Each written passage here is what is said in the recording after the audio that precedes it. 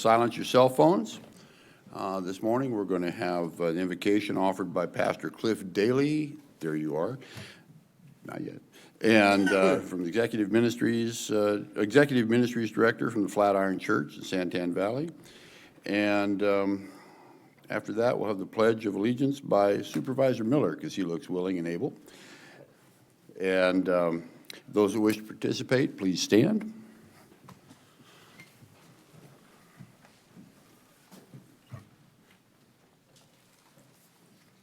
Let's pray. Heavenly Father, I thank you for the people you've appointed for this board, that you have called. Jesus, you say that you are the good shepherd, and you've provided us good shepherds under you to guide us through all the things that we see and that we don't see. And I ask that this morning, as well as everything that has been planned, prepared, and is to come for Pinal County, that you would bless it, that it would serve those that are unborn, that they would be protected, cared for, that it would serve those that are just learning to walk, that it would serve those that are in schools and the junior high and in their teen years, and they're facing the temptations with substances, they're facing temptations with all the social pressures they feel, whether it's from digital media, whether it's from the friend groups they're with, or the people that they're around. All these things that these board members represent for our county, please continue to bless. That it would be a county unlike any other county that shows that you care, that you are our good shepherd, and you've given us good under shepherds. So we pray all this in Jesus' name. Amen. Please join me in the Pledge of Allegiance to the flag. I pledge allegiance to the flag of the United States of America and to the republic for which it stands, one nation, under God, indivisible, with liberty and justice for all. All right, thank you. Well, again, so welcome to the Pinal County Board of Supervisors, April 22, 2026, regular meeting. We are in order. First up is, as has been the de rigueur, is executive session. At this time, I'd ask for motion to convene into executive session. Second. I have a motion, I have a second. Those in favor, please indicate by saying aye. Aye. Aye. Opposed? Hearing none, motion passes. We're in executive session. We'll be back in a couple minutes. Second. A motion and a second. Those in favor indicate by saying aye. Aye. Aye. Opposed? Hearing none, thank you. We are back in regular session. Just as a note, Christine Roberts is with us. She's sitting right there on the telephone. So just so we're clear. So we do have counsel here. Item number 3 is a discussion. Let's see here. Discussion, approval, disapproval as to whether Pinal County Board of Supervisors believes a potential conflict of interest exists with the county attorney's office regarding the county attorney's ethical obligations to the Board of Supervisors, his scope of representation, and Arizona bar requirements in light of various activities, statements, and actions made by the county attorney to or about the Pinal County Board of Supervisors, collectively or individually. If the board believes a potential conflict of interest exists, authorize the chairman of the Pinal County Board of Supervisors to send the county attorney written notice of the potential conflict and request the county attorney's conflict determination by noon Friday, April 24, 2026. If the county attorney declares a potential conflict exists, authorize the county manager to engage outside counsel to represent the Board of Supervisors. If the county attorney does not agree there is an existence of a potential conflict or does not timely respond, authorize the county manager to engage outside conflict determination counsel to make the determination of the existence or non-existence of a conflict. Are there any questions by the board? Hearing or seeing none. Make it a motion, please. Mr. Chair, I'd make a motion that we approve item number 3 as written Read. and read, both. That one. Second. I have a motion. Second. Second. All right. I have a motion and a second. Those in favor, please indicate by saying aye. Aye. Aye. Opposed? Hearing none, motion passes. Thank you. Item 4 is discussion, approval, disapproval as to whether the Pinal County Board of Supervisors believes a potential conflict of interest exists with the county attorney's office concerning the extent and limitations of the Pinal County Attorney's Office Arizona post-certified inspectors and law enforcement power, if any, and Certified investigators. yeah, that one, certified investigators and law enforcement power, if any, and under what circumstances they may exercise that power, and if such power falls within the statutory powers of the county attorney's office under ARS 11532 through 11-536. So if the board believes a potential conflict of interest exists, authorize the chairman of the Pinal County Board of Supervisors to send the county attorney written notice of potential conflict and request the county attorney's office conflict determination by noon on Friday, April 24, 2026. If the county attorney declares a potential conflict exists, authorize the county manager to engage outside counsel to represent the Board of Supervisors.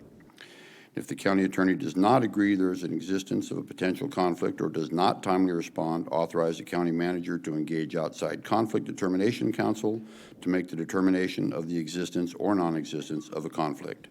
Are there any questions from the board? Hearing none, then may I please get a motion?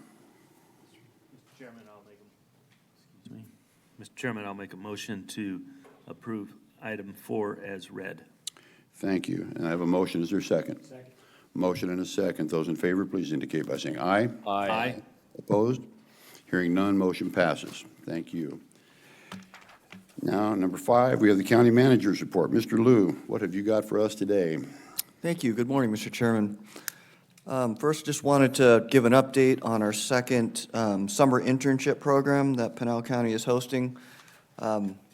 Thank you to all the students who applied. This Saturday, 110 students will be interviewed. And so thank you to the staff and elected officials who will be here to host them and perform those this Saturday.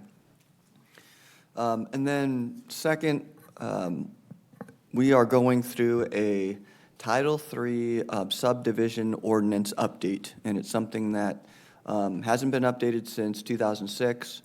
It has to do with infrastructure requirements and subdividing, and then some financial assurance type stuff that goes with that. And as a part of that process, we do stakeholder meetings to inform and receive feedback. We did one April 9th, and so we have a video that just highlights that, but the full video, if you wanted to see it and be engaged with that, is on our website. It's a fairly robust technical package that gets submitted. My name is Devin Price, and I am the project coordinator for the subdivision ordinance update. The subdivision ordinance update is taking an ordinance that was written back in 2006 and bringing it current so that it meets modern needs.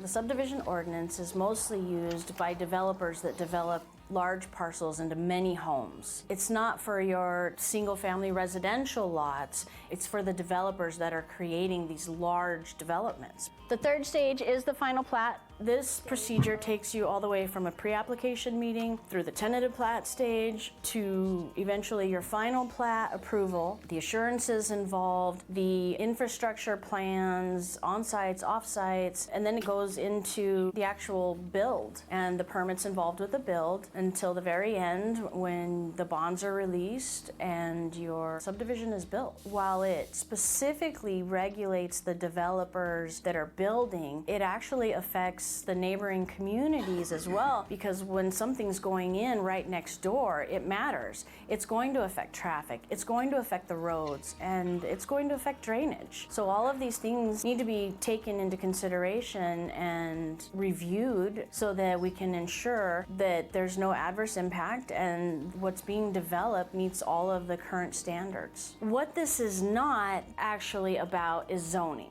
Long before you get to the subdivision ordinance, you have to ensure that your land is zoned. That's all done before they get to this stage. So we're not talking about the density. We're not talking about the number of animals that you can or can't have. We're not talking about what you can or can't do on these lands.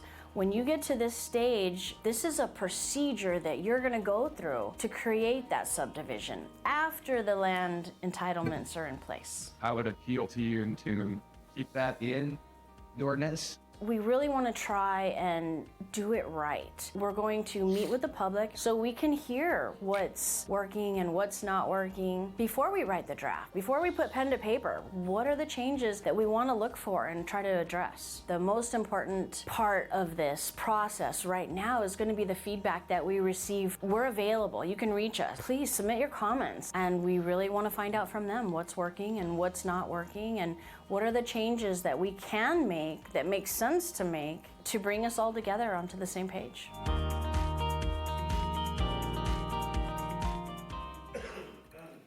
Thank you, Chairman, that's all. Thank you, Mr. I heard her say pen to paper. Did she mean finger to keyboard? No, just saying. Just Either or. Because nobody writes. Both. Okay. Item number 6 is presentation of certificate of service to employees for 20, 25, 30, 35, and 40 years. Mr. Liu. Thank you again, Chairman. We have the pleasure of honoring 11 employees this morning for their long service and congratulate them for their work and their time here. First up, I hope, I apologize if I do not pronounce the name correctly, but Sean Juba from Adult Probation, who's been here for 20 years, and I think we have Director Fury. Good morning, thank you. Good morning, Chairman, Supervisors. I'm John Fury, Chief Probation Officer.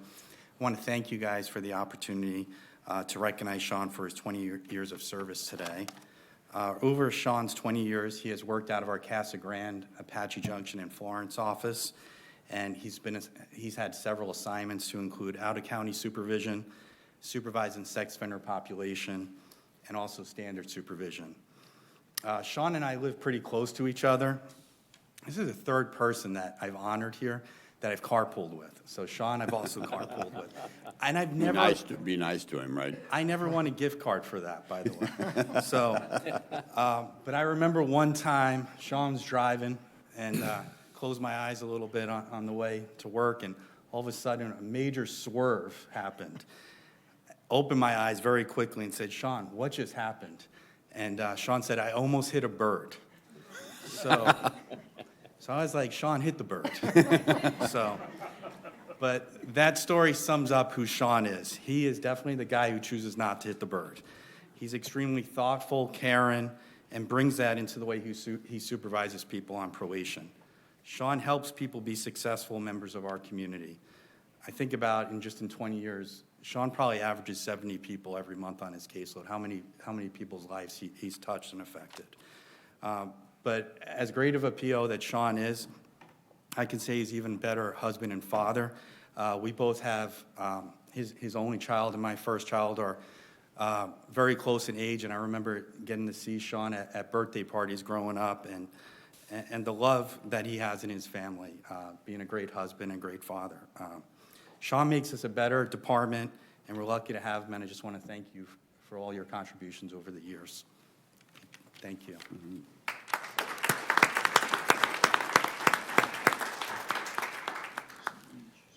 Thank you. I would like to say to the board, thank you so much for recognizing me today for my 20 years of service. And, I'm proud to be here in the service of Pinal County. Thank you so much.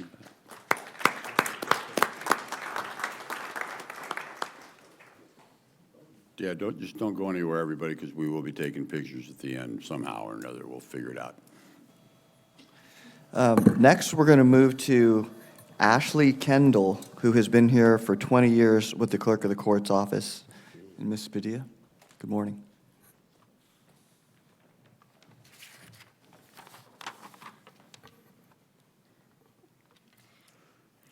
Chairman McClure, Vice Chairman Surdy, members of the board, good morning. My name is Rebecca Padilla. I'm the Clerk of the Superior Court.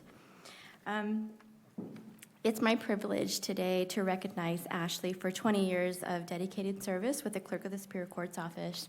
Ashley began her career in the file room and was later promoted to the courtroom clerk department, where she quickly mastered the responsibilities of working alongside judges and preparing accurate and timely minutes of our court proceedings. She was later promoted within that department, where she went on to serve as the supervisor. In 2023, I appointed Ashley to my management team, where she has excelled in overseeing our largest department in the clerk's office. Her strong knowledge of courtroom procedures and her organization skills have been invaluable to my operations. Ashley also brings a forward-thinking approach to her work. She's eager to explore new ideas, improve processes, and embrace technology, which I struggle there. Her initiative in researching and implementing more efficient methods has been a tremendous asset in the clerk's office. I'm truly grateful for the dedication she has shown over the years and her many contributions to the Superior Court, the clerk's office, and Pinal County. They've just been invaluable.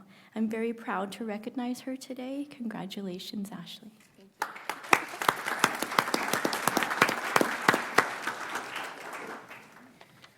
Thank you so much. It's hard to believe it's been 20 years. It feels like I started yesterday, and somehow I've been here long enough to qualify as part of the furniture at the clerk's office. That's kind of nice. I am truly honored and very grateful. First, I want to thank our clerk of the court, Rebecca, for her dedication to our office, the genuine love that she has for public service, and the many ways she continues to invest in the people who work there. That passion has helped shape a culture of support and pride in what we do, and I'm very thankful for that. I've also been fortunate to have wonderful mentors over the years who invested in me, challenged me, helped me grow. I can honestly say that I would not be standing here without the people who took time to guide me along the way. A part of what has made my journey so meaningful is having had the privilege to work alongside my grandmother and both of my sisters at one point, and my sister Aubrey, who continues to work with me today. Few people get the gift of building a career while also building those kinds of family memories. Those memories I will always carry with me, and they make this recognition especially meaningful. I also want to thank not only the board, but all the leaders throughout Pinal County who continue looking for ways to make this a great place to work. My hope is we continue striving to support the next generation coming in, while also honoring those who have dedicated so much of their lives to this county. Lastly, and most importantly, to my daughter Annabelle, who's listening today, you're the reason I get up every morning and try to be the best version of myself. I hope what you see in me is the value of hard work, dedication, and integrity. More than any recognition, I hope I'm setting an example you can be proud of. That means more to me than I can say. Thank you all so much.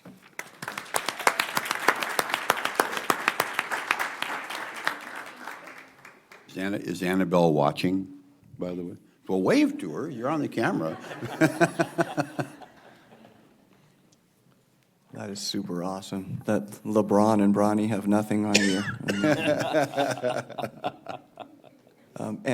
Yeah, Ms. Padilla, did you want to announce the next one? Dinell.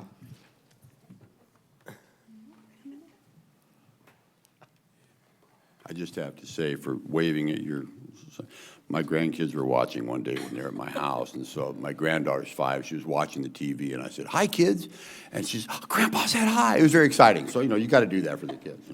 That would be exciting. It is my privilege to recognize Dinell for 25 years of dedicated service with the clerk's office. Throughout her time working in both the file room and customer service department, Dinell has been a steady and reliable presence. She has assisted the public with file and phone inquiries, managed daily mail runs, and ensured documents are processed efficiently, helping to keep our operations running smoothly. Dinell is known for her kindness, her patience, and unwavering commitment to helping others. She approaches each interaction with a warm smile and a genuine willingness to serve, making a positive impact on both her coworkers and the customers she serves. I'm truly grateful for the dedication she has shown over the years. Dinell's contributions to the Superior Court, the Clerk's Office, and Pinal County have been invaluable. I'm very proud to recognize her today. Congratulations, Dinell.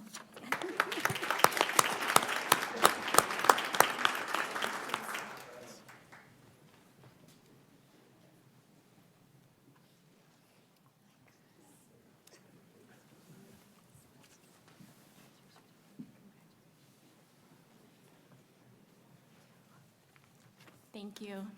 Yeah, thank you.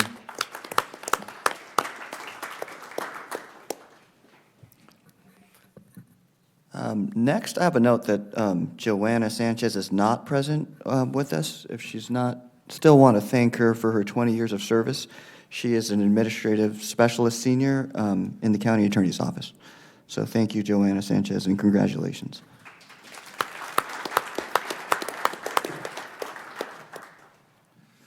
I have a note here that Maritza Melgar with facilities is not here either.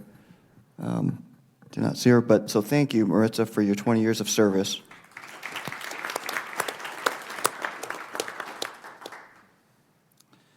Next, we have another one who I don't believe is here, Bart from Housing. Not here either, but thank you so much for your service, maintenance supervisor with Housing for 20 years.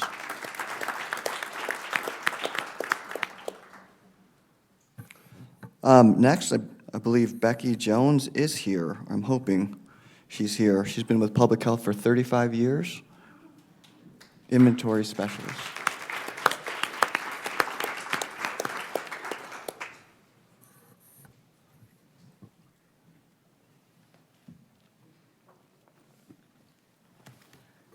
Good morning, Chairman, Vice Chairman, members of the board. I'm Marissa Mendoza, the Public Health Director.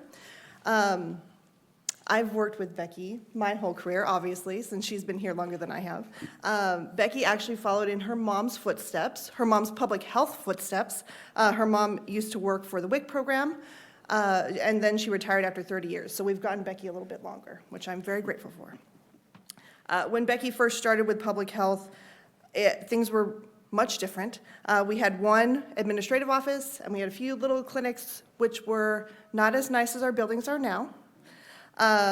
We had laminated cardstock name tags with our pictures on them. And Becky had a very challenging job with triplicate order forms. So if you made a mistake on one of your forms, you had to go through every form and make your corrections in the correct color. I don't even know how Becky did that.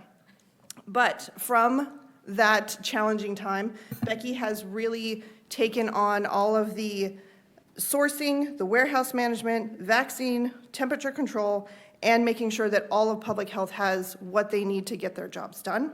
We're very grateful for all of the work that she does to make sure that all the rest of us can keep working too. And of course, every year brings new challenges, but Becky always ensures that we have what we need. And something that not everybody knows about Becky is that she has a soft spot for gumball machines. In her very first office in public health, she had a number of gumball machines, and I have not seen one in her office now, but I'm sure there's one somewhere close by. So, and we just want to thank Becky for everything that she does for us every day. Thank you.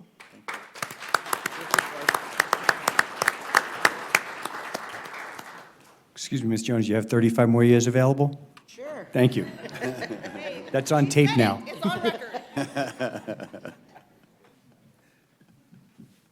I was going to say, some of them been born on the job, haven't they?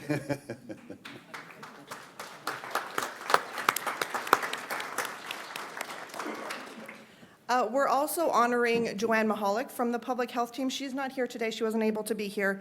But we're honoring her for 30 years today. And I wanted to say quickly about Joanne. She is a highly dedicated member of the WIC team. She has trained every single person that works in WIC on this team right now, including me when I first started here. She trained me too.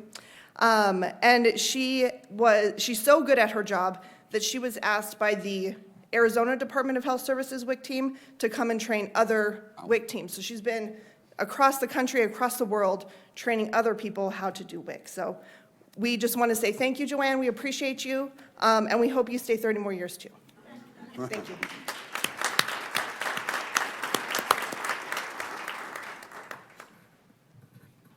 Next, Sheriff Teeple has 3 employees to celebrate. Sheriff, did you want to come up and announce your team?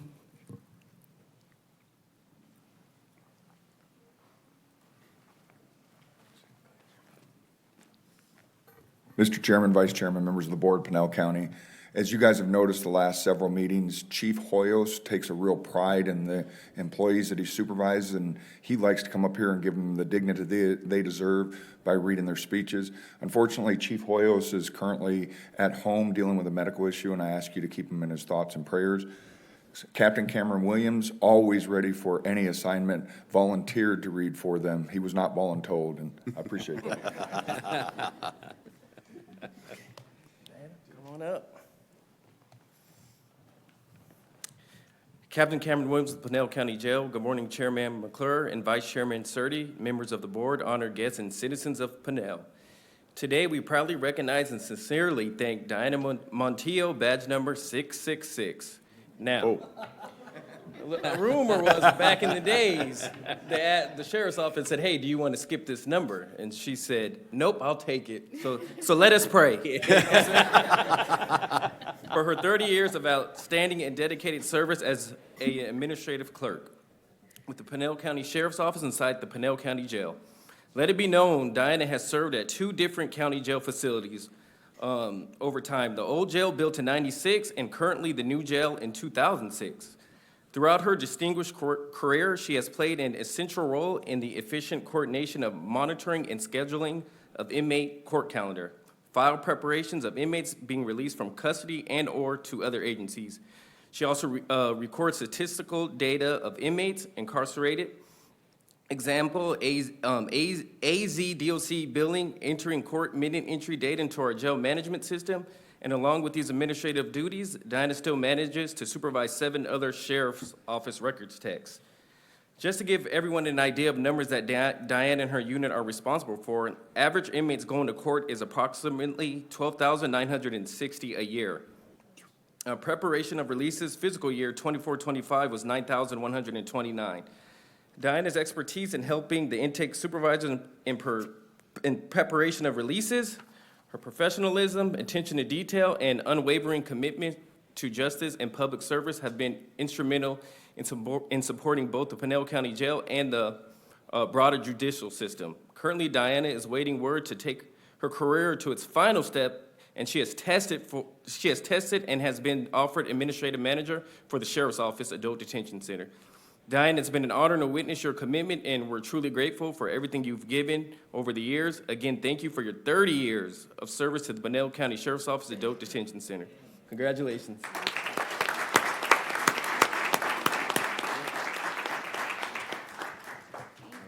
Thank you. Appreciate it. We got 30 more, I guess, right? Yeah. Thank you. Congratulations. Yes. All right.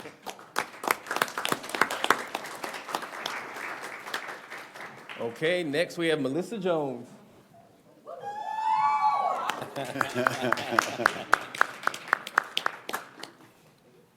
The cheerleading squad came too, that's great. Okay.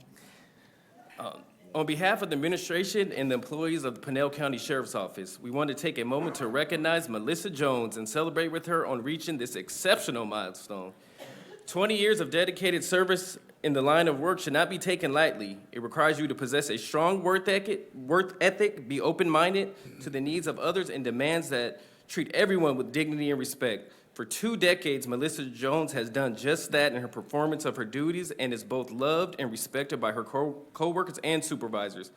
We want to thank Melissa Jones for her service to our community and for being part of the PCSO family. And for Melissa Jones' family, you should be very, very proud. Congratulations, Jones. Look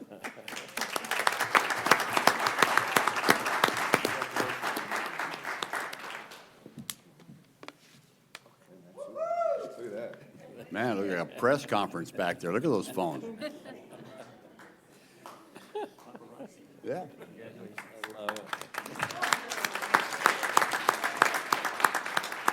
Victor Mora, come on up.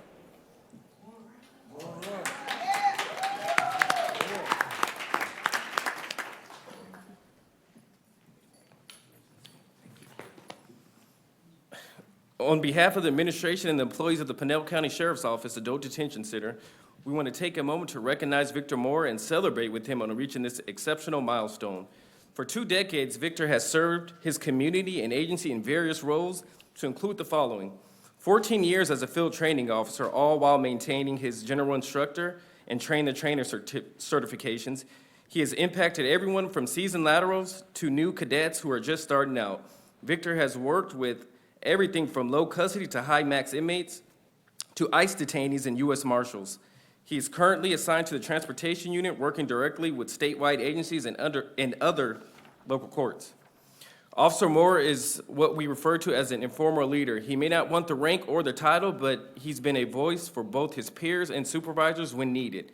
He stepped up when called upon and works extremely hard to get things done, and has been reliable and is one of our more dedicated team members. We thank you, Victor, for your service to our community and for being a part of the PCSO family. Congratulations.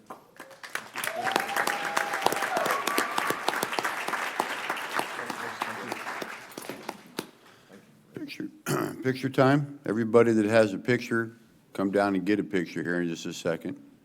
And then, because we got the paparazzi, you guys can like have a picture with your group too, okay? Chairman, I just wanted to make sure everybody knows, family members, you guys can watch this on YouTube tomorrow, so that way you can actually clip it out for each one of the family members, okay? All right, picture time.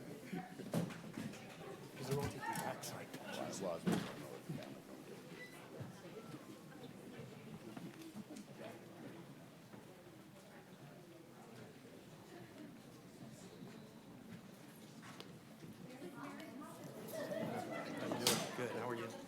Congratulations, well done.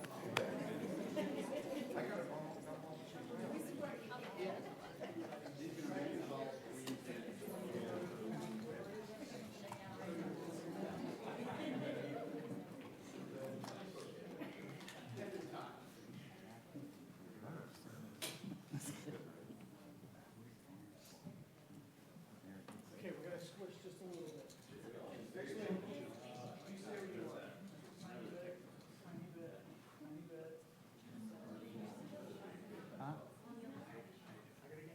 On the other side, Sean? I'm getting told to be here. Oh, I have my Okay. But you gotta come over. Just a little bit. There you go, there you go.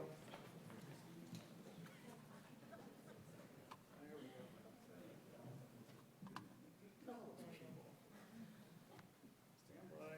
Come on, cable.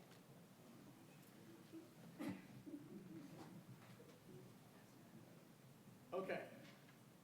McClure, just a tiny bit. Come on the other side of, because I see your eyeballs and that's it. So come over just a little bit. Yeah. There you go. There you go. That's what I want to see. There we go. See everybody's face. Good. There we go. All right. That's a ton of people. Everybody smile. 3, 2. Nice. We're going to do it again. And 3, 2, 1. Last chance. Here we go. And good. Thank you.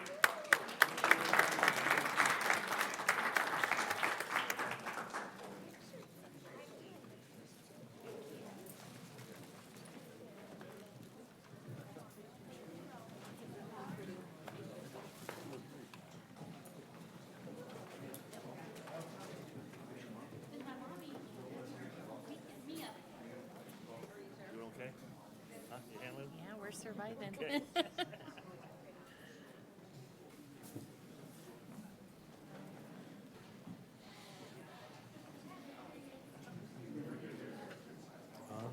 I know, that's good. Wrinkles the collar if I put it back here. Paid $40 for that at Burlington Coat Factory. Mr. Chair, can I say a couple things real quick? You just did. Good, that's all. No, Supervisor Miller needs to tell a story. Supervisor Goodman, yeah, whatever. No, I just wanted, they cleared out quicker than I was hoping they would, but I just wanted to say that I think these last several years that we've been recognizing our employees, I think that's been important and vital. I had no idea that we've had employees that have stuck with us this long. It's been great. And so that's impressive, and I think it's commendable to our staff that takes the time and effort to get the pictures and everything else to make sure that we honor these individuals that have been spending so much time of their lives here and their families, the support that they've been given. That's all I'd like to say. That's it? Well, that was a That's quick my one. story. That was a quick one, and I'm man. sticking to it. Okay, thanks.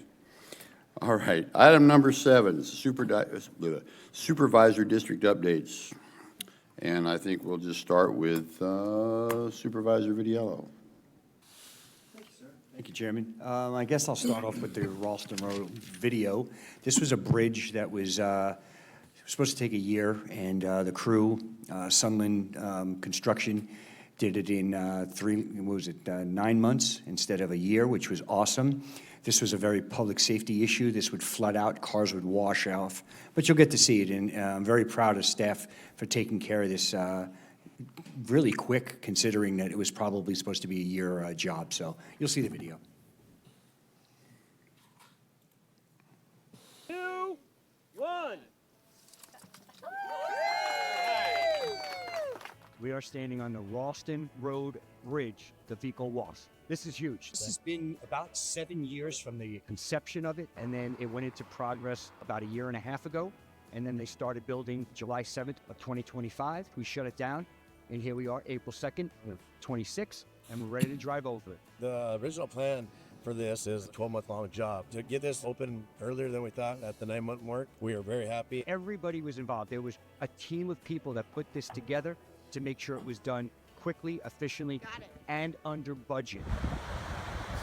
This is a wash project. This is a flooding project. We had trucks driving by 50, 60 miles an hour. Just imagine if that would have been filled with water, what could have happened? We've had people washed down in the past, years ago. It was a public safety issue that we were looking at. The volume of hydrology to actually maintain the flow of the Vico Wash itself. And it's going to disperse it out more naturally, opposed to a super hard, heavy river coming down the narrow channel that there was beforehand. We came out here and we did the realignment of the existing water line, did a mass grading of the Vico Wash, so that we can come and install the precast arches and as well as have a new road on top. To finish in 9 months, we got to give credit to not only our inspectors, but our contractors. They went out of their way to try to help us. We are working 5/10s, we are working weekends. There was a lot of stuff we did where we had multiple crews working simultaneously. I think that's what made everything go smoothly, you know, and it was great to work with them, and hopefully we can keep doing more projects with them as well.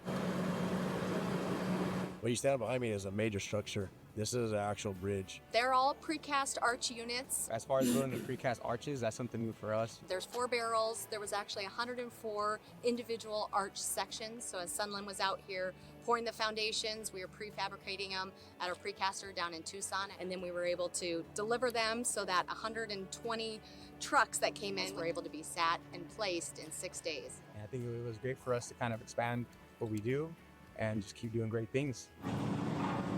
After Sunland had poured the foundations for erosion protection, we actually supplied these mats, which are articulated concrete blocks. They were about 1 foot by 1 foot mats that were used for erosion protection, and they're meant to just keep that soil in place. The fill is over top so that equestrians, as well as people coming through the arches as well. All I could say is the crew was amazing. Sunland was amazing. Public Works were done under budget, quicker than we expected. They just amaze me every single time they set their hand on a project. For anybody to shut access down to a road for a solid year is a big impact to the community. But this crossing was unsafe for the public. The county had a very good reason to do this. We are going to be proactive. This district has been underserved. There's a project in the area. We're going to work hard to get it done quickly. Now I hope people can realize this will help the community. And seeing people drive it now, I know I can rest easy that this is safe for them. We just want to say thank you so much.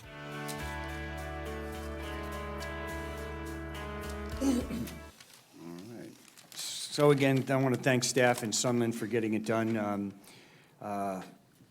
in 9 months instead of a year. The people out there were very upset with the fact that we had to close it down and actually build 2 detours, which they weren't very happy about that either. But we also had our sheriff's department out there making sure these people weren't speeding. The bridge was built for the future, so that way we're not going to have to worry about doing this all over again in 10, 15, 20 years. So that way it's expandable to 2 more, 2 lanes, lane each way. So, and again, the key also besides public safety is the word under budget. very, very key for the county, again, saving money, and again, we're always looking for ways to make sure we could save money. One of the other things, I've been a very busy week, 3 weeks of, I got notes, but I'm going to simply go to the last one, which is, we had an ASU update. I don't know if anybody else wants to speak about it, but it was about data centers. We are trying to make sure that we are up to date and know what's going on about data centers because it is a very important situation. We hear people talking about power. We hear about people talking about water. The bottom line is that we know this, and that's why we're trying to learn more about it, and that's why we're getting experts in here to consistently update us. And I'm talking with them. I know these guys like to make fun of me, but I've watched over 200 videos of data centers, the pluses, the minuses, to understand what is going on in Pinal County, because again, it seems like we're getting bombarded. But anyway, if you get a chance to look at that, it was last Wednesday, our work session. It was presented by ASU. It's from a nonpartisan group. They just came in to just give us an update. And I think it was a great learning experience, and we're going to continue to do stuff like that. Thank you, Chairman. Thank you, Supervisor Vidiello. Supervisor Surtee. I'm willing to throw this back to you, Rich. I mean, you got a lot on your list there. I mean, these meetings belong to the people, and if there's something there they need to hear about, I say go ahead and go for it. Well, I appreciate that, but my constituents know because they see me every single place that you could possibly imagine. But I appreciate that. But again, this is about all of us and about them for keeping them not here as long as they would like to be. So thank you, Mr. Surtee. I appreciate it. Okay. We recently held several successful dark sky events. It's that time of year out at Gold Canyon Park and Peralta Park. We're blessed with this, with our dark skies, so everybody enjoy it. Recently had a field trip with the BLM director to the Goldfield area where all of the squatters were a few years ago. And that is still on everybody's mind, and they are working through a solution to that. We're also hope to have a lot of questions about the fencing going in on Peralta Road and access to state land. We hope to have some answers to that next week. Saturday, a lot of dignitaries attended the Boys and Girls Club event in Apache Junction. It was very successful. And this covers an area, East Mesa, Apache Junction, all the way down to Santan Valley. So it's very vital that we take care of our kids and families this way. Very big one, the invasive weeds, which if you want more information on that, you can contact my office. But the county does have an ordinance on weeds that are over 2 feet tall for 60 days. Now, we don't want to be like a giant HOA. But this is for everybody's protection, including our land. May is traditionally wildfire season. As of right now, there are 9 hotshot teams in both Montana and the whole South. Florida, Georgia, there's been a drought down there.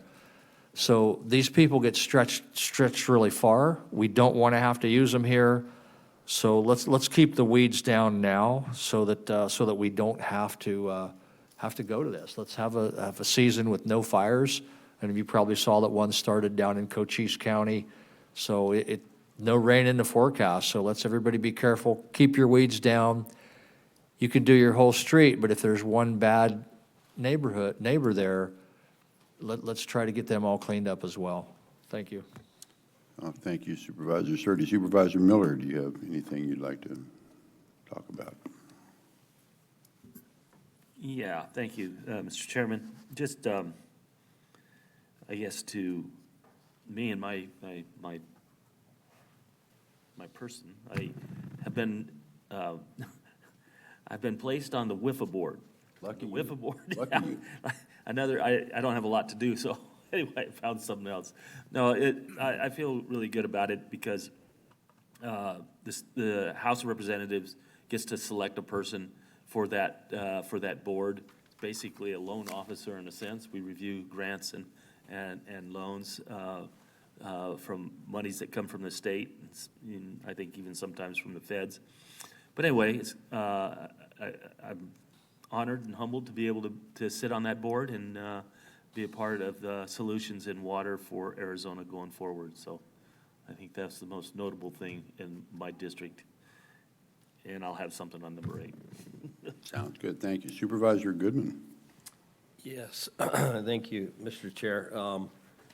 This last couple of weeks, we've had a lot going on. We've been meeting, we have for our community organization that we began several years ago, and we do a breakfast every other month. And one of the main topics that we've been working on is the amount of group homes that we have in our area. And we've been putting together a game plan, and we've actually met with some of the group homes themselves to discuss how we could help them with the youth. And we're creating a mentor program with some of our retired individuals and different faith-based organizations and nonprofits to work with these young kids and kind of help them along in their direction towards adulthood.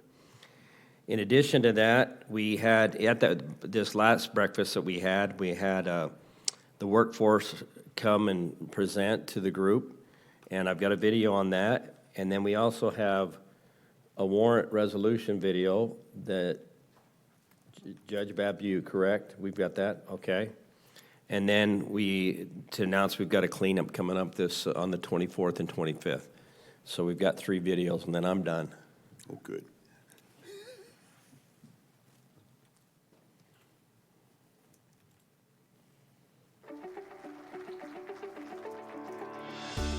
Today, we're at our bi-monthly breakfast. We include a lot of our residents and individuals and stakeholders that have interest in the area of Santan Valley. We have Arizona at Work give an input as to economic development and the workforce that's needed. We are in the process of modifying our 4-year plan. We're the halfway mark through that plan, getting input from the communities throughout the county. Today, we were able and fortunate enough to get input from Santan Valley/Queen Creek area about where some of the workforce needs are tied to the tremendous economic development growth that is occurring. We had representation from a veterans organization, from residents in the community, from business owners, public officials, elected officials here. Excellent to get the different perspectives, and that we can take that information and then coalesce it into a solid plan that could serve Santan Valley. Our charge is to ensure that we identify in-demand industries and in-demand occupations in a local workforce area, and ensuring that our services for our job-seeking community are in sync. That means about career exploration, labor market information, and also training that are in sync and aligned with the growth and the skill sets that those in-demand occupations require. Even our new council and town manager was here to do a presentation on what type of workforce, what type of projects are coming to the area, and what to expect, and as far as getting employment. Here in Santan Valley, the newest community in the state, probably the newest community in the country, with tremendous potential for economic growth. And we want to ensure that our Arizona at Work Pinal County services are in sync with the planned growth from an economic development perspective.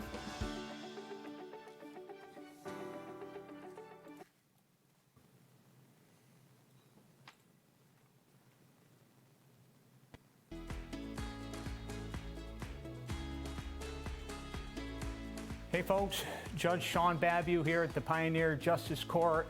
I just wanted to share with you, we're having a warrant resolution day. It's this Saturday, the 25th of April, from 9 a.m. to 12 noon.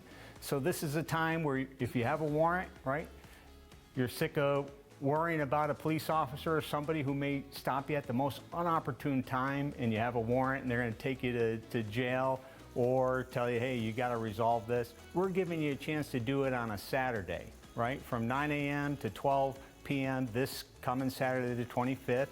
Come in, clear your warrant, right? Also, if you have a civil traffic case that you defaulted on your payment contract, your license is suspended, your registration has a hold on it, we're giving you an opportunity to come on in, get back on a payment plan, right? With an initial $50 payment, right? We'll get you back on a payment plan, lift those holds, start you back on a path of, the correct path of clearing out your case.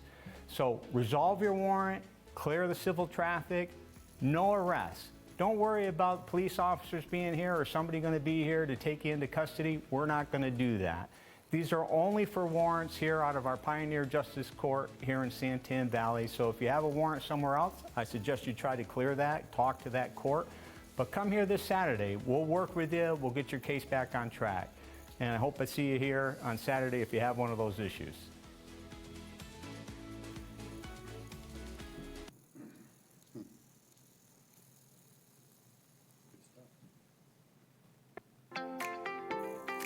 Pinal County Supervisor Mike Goodman of District 2. I'm very excited to tell you about the April 25th at 7 a.m.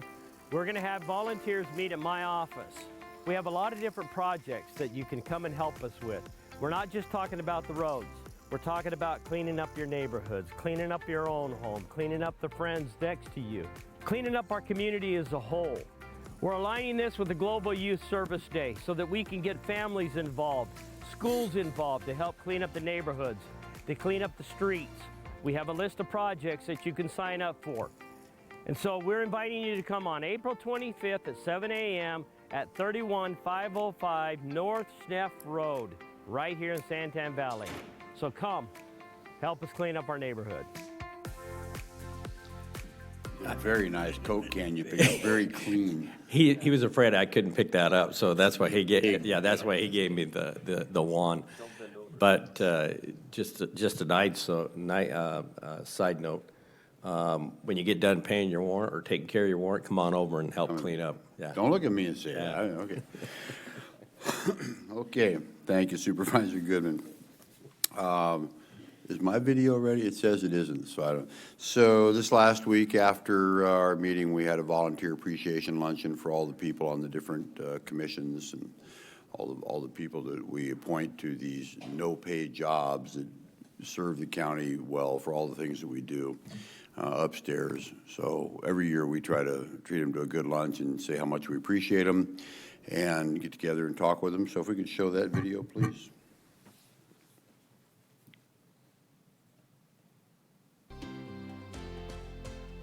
The Pinal County Board of Supervisors, with a special thank you from SRP, proudly sponsored the Volunteer Appreciation Luncheon, supporting the opportunity to honor the county volunteers. Hosted each year during National Volunteer Month, the Boards and Commissions Volunteer Appreciation Luncheon recognizes 132 dedicated volunteers serving on Pinal County's 18 boards and commissions. Their commitment to civic engagement, transparency, and community service help shape the county in meaningful and lasting ways. Their time, expertise, and leadership do not go unnoticed. As volunteers gather to enjoy lunch, connect with one another, and participate in the day's activities, the Board of Supervisors shared remarks, recognized their service, and presented each volunteer with the 2026 Volunteer Appreciation Coin. Volunteers also enjoyed a little added fun with bingo, door prizes, and the opportunity to win a district-themed artwork. A personalized drawing station provided a keepsake to remember the day. See you next year, volunteers.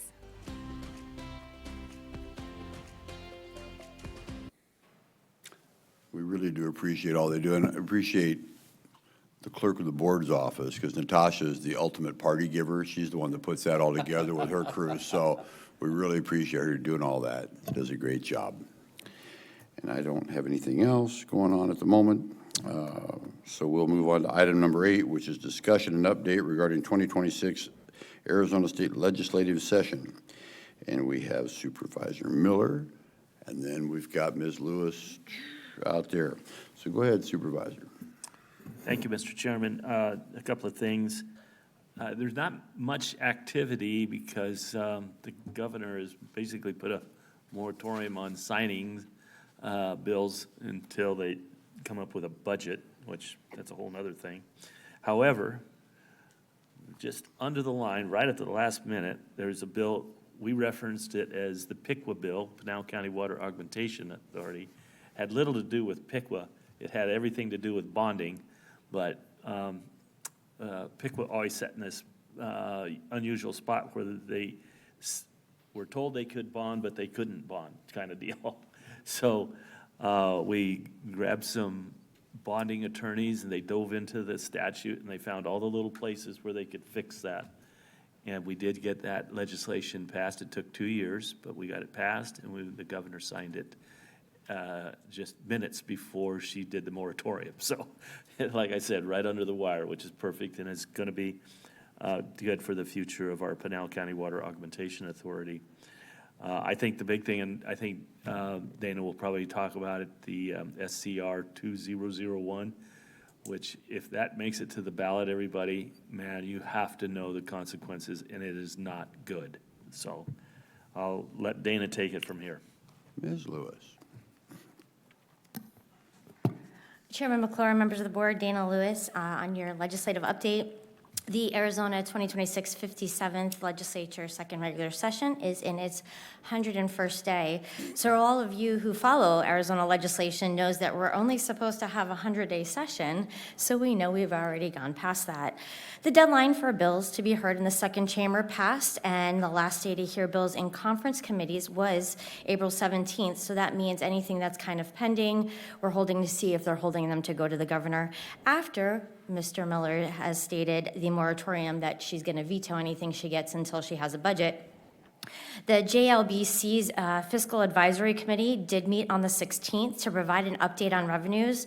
The committee did issue a report which can be found on the Ledge website, and it shows revenues are down from about $200 million from January projections.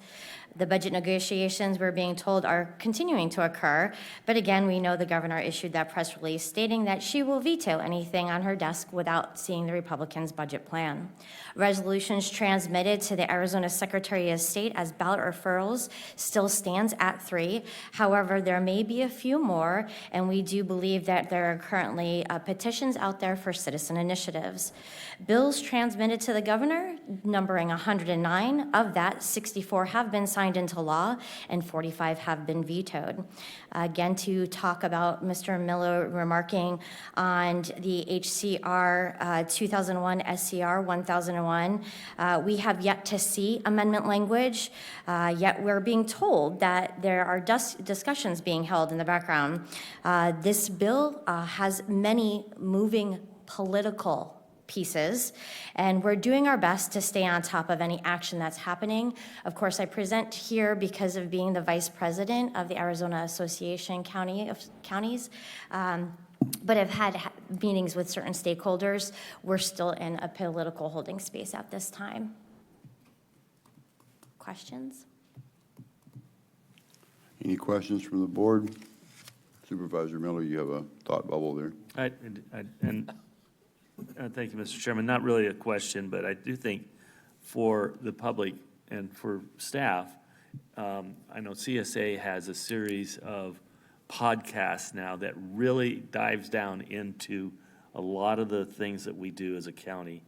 And the last one was on the judicial funding and how it affects the counties. And it's worth everybody's time to listen to it. They're only about 15 to 20 minutes long, but they're very informative on a whole list of topics that we deal with on a day-to-day basis, including this one about the elections and the cost.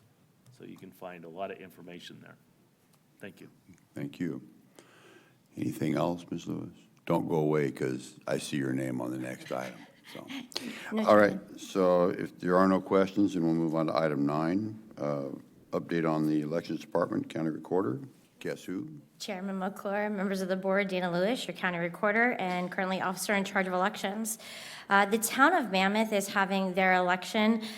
Just as of the 4/4 deadline, we do not have any Uocava voters for that Mammoth recall election. The last day to register to vote for that election was April 20th. Early voting begins today, April 22nd. The last day to vote early in person is Friday, May 15th. please remember that is the day we love to make sure that you get those early ballots back to us in a Dropbox or to vote early in person. Election Day is May 19th. This is affecting 450 active early voting voters and 294 non-able voters. The Mammoth town will canvass on May 19th. The July 21st primary election 90-day notices are going out today. The primary election programming has begun. Our voter registration team, led by Nikki Gillespie, knocked out 15 petition challenges out of the park. We are still awaiting 4 candidate challenge appeals. Proofs for the primary will go to candidates on May 12th. The court has decided that the Arizona Secretary of State did not have the authority to grant the name change to the Arizona Independent Party. However, that is being appealed. Statutory quarterly reports have been delivered, and we currently have over 326,000 voters in Pinal County. We did receive the Era Cross State Movers Report from the Secretary of State. That list contained over 10,000 voters. We have identified that only about 2,000 of them are still active or valid in Pinal County, and they will be sent a notice confirming their residence or canceling their registration. Our newest full-time staff are attending election officials of Arizona certification training this week and recertification next week, and I will be at MCTEC this afternoon as one of those facilitators. Members of our county team will be attending the statewide elections tabletop exercise on April 30th. This allows us to strengthen our preparedness and be proactive. Some of the political organizations and third-party non-governmental organizations are sending out texts and communications to our voters in Pinal County, recruiting poll workers and election workers. It has been our experience in the past that we never see the fruits of that labor. So I would like to please advocate for our poll worker team that if you would like to be a poll worker, an election cycle temp, a special election board, please reach out to Pinal County election staff, where we're going to ensure we get you in one of those positions. We have recently promoted some members of our staff to the vacancies over about the last 12 months. Monique Carter is now the elections manager, and she is in charge of our poll worker training and recruitment. Holly Williams is our new early voting supervisor, filling the position vacated by Monique Carter. Mark Terry is now our new voter outreach program coordinator. Jared Smith is the new interim deputy elections director. And I'm pleased to announce that Cindy Martinez is now my new chief deputy recorder. I want people to be aware of their names because they'll be seeing them a lot in the next few months.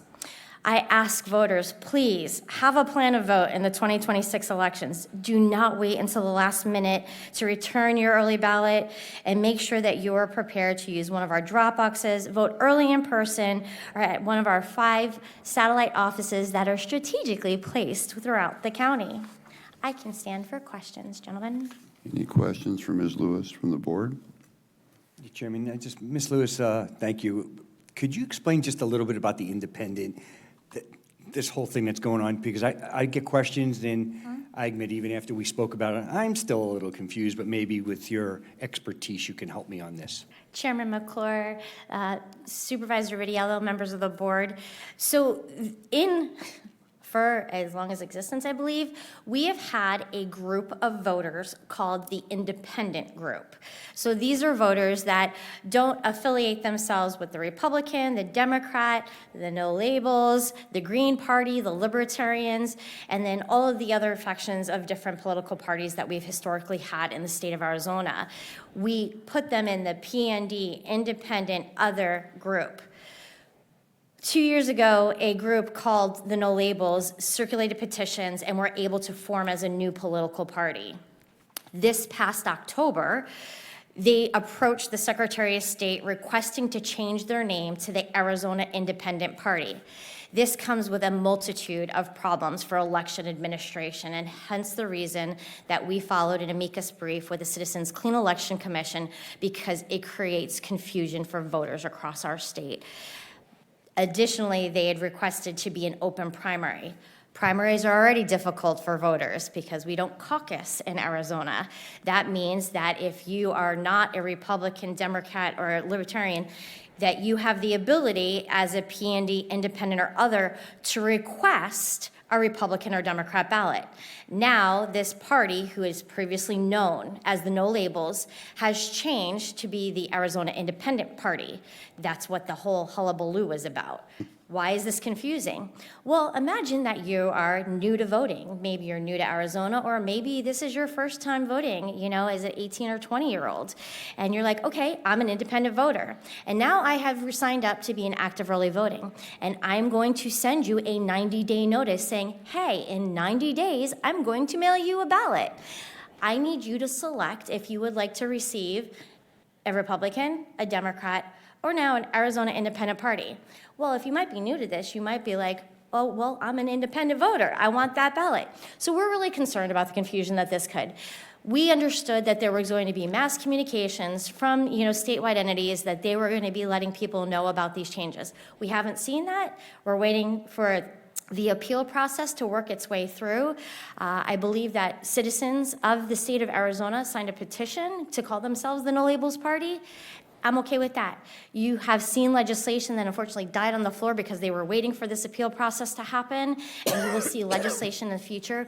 We understand in many states this creates a lot of havoc and confusion. I would love to see in the state of Arizona we don't bring additional confusion to the electoral process. So the bottom line is there could be an independent party and an Arizona independent. Yeah, let's hope that we don't see that, Supervisor Vitiello. Dumb, okay.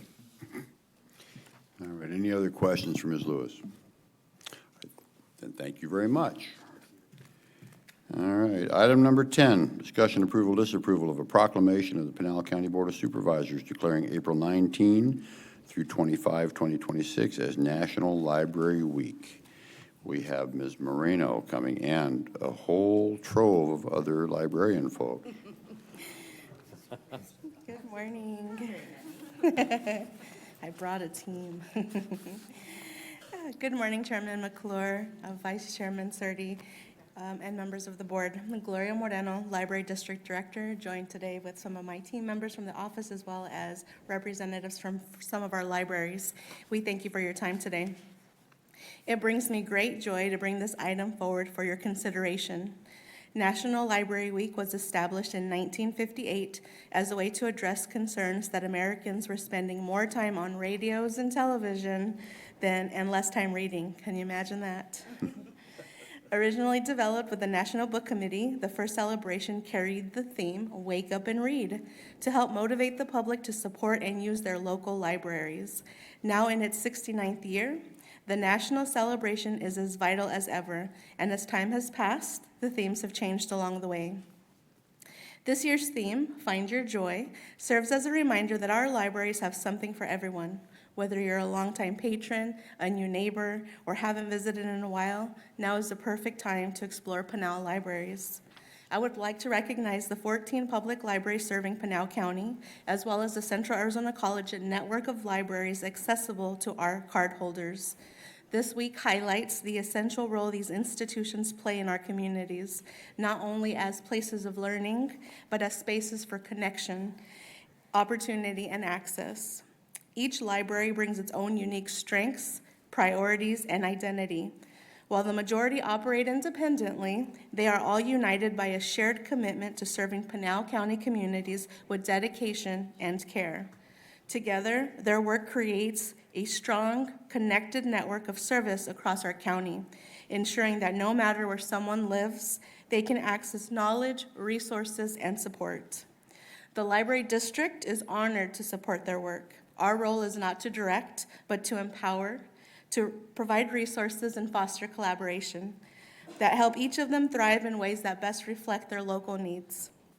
We respect their independence and are proud to partner with them to strengthen the network of knowledge available to Pinal County residents.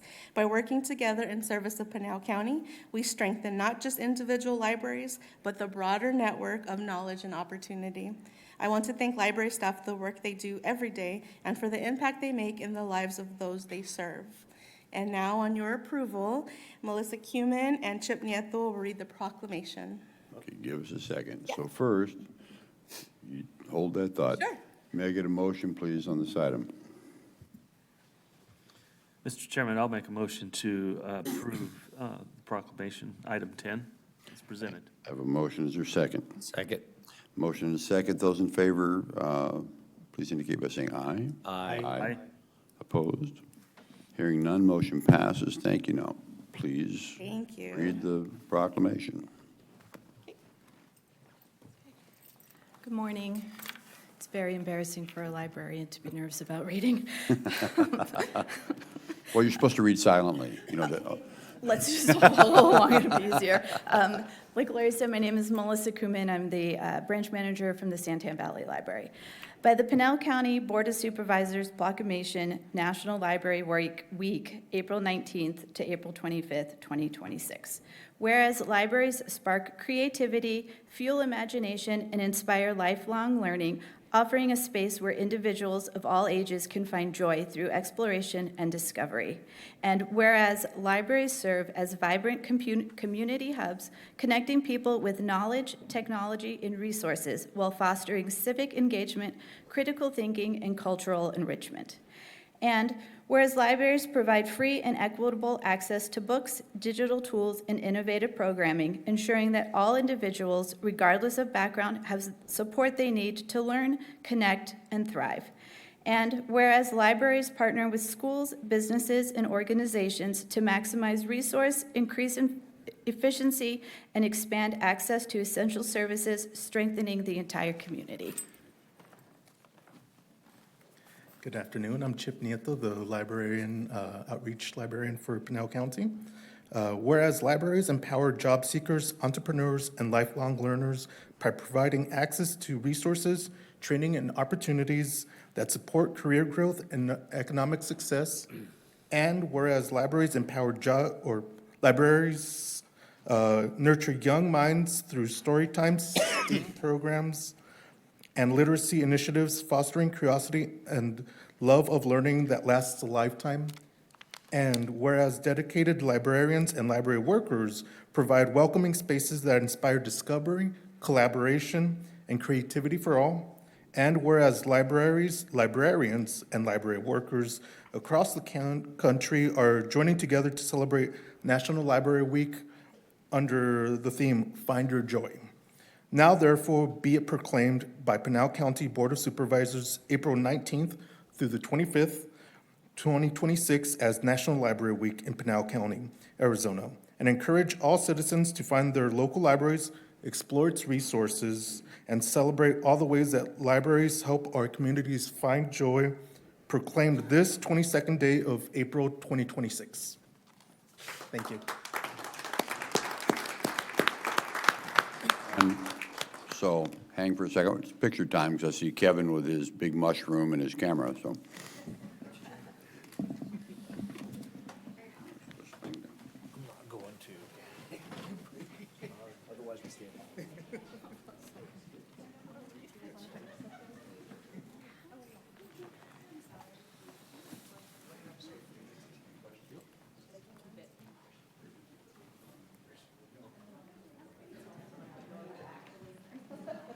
Everybody? Hey, you've been watching. Just stand right there. I like that. Hand it to her? Yes. Can you get? That works.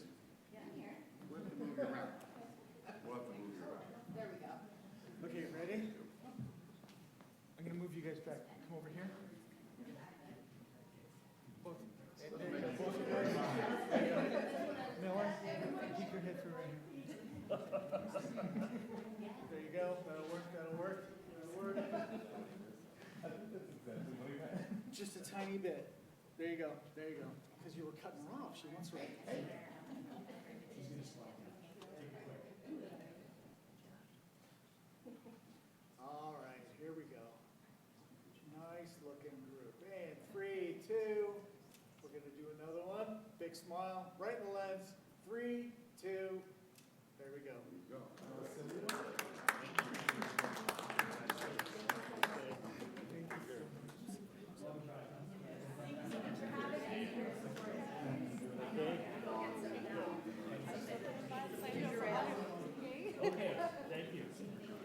Thank you so so much for having us here today.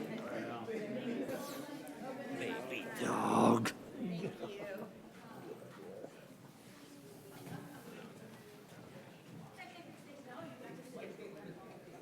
White Wednesday.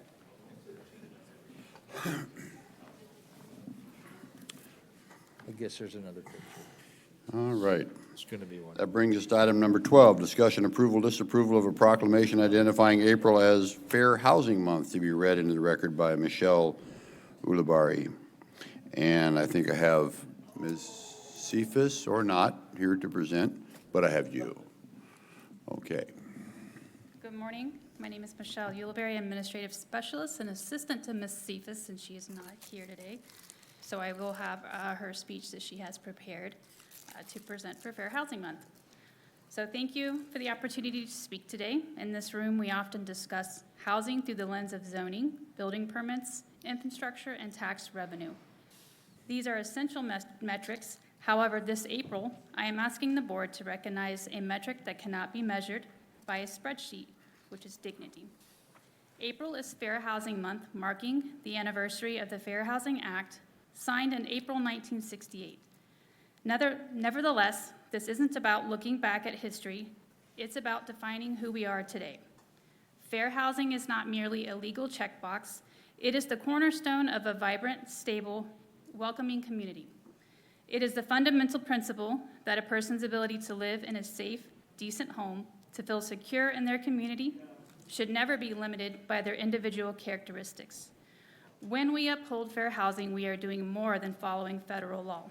We are ensuring equal opportunity, allowing families to access neighborhoods with better schools and resources, building resilient neighborhoods, fostering diversity and inclusion, which makes our county stronger and more adaptable. Welcoming new neighbors, ensuring that every individual, regardless of their background, has the right to live where they choose. Despite over 5 decades of progress, discrimination still exists in new, subtle ways, from source of income barriers to appraisal bias. It affects neighbors with disabilities looking for accessibility and families searching for safe places for their children. By passing this proclamation, the board is making a powerful statement. You are saying that our county, we do not build just houses, we build homes, and we build them on a foundation of fairness. I urge the board to recognize April as Fair Housing Month, and I encourage all of our residents to take the Fair Housing Pledge to stand against discrimination in all its forms. Thank you. And so with that, may I get a motion, please, on this item? Or if you have any questions. Anybody have any questions? Okay. Now we'll jump to, may I get a motion, please? Mr. Chairman, I'll make a motion to approve item number 11 as presented. Thank you. I have a motion. Is there a second? Second. Motion and a second. Those in favor, please indicate by saying aye. Aye. Opposed? Hearing none, motion passes. Thank you. And Ms. Ulibarri? Ulibarri. Okay. Would you please read the proclamation?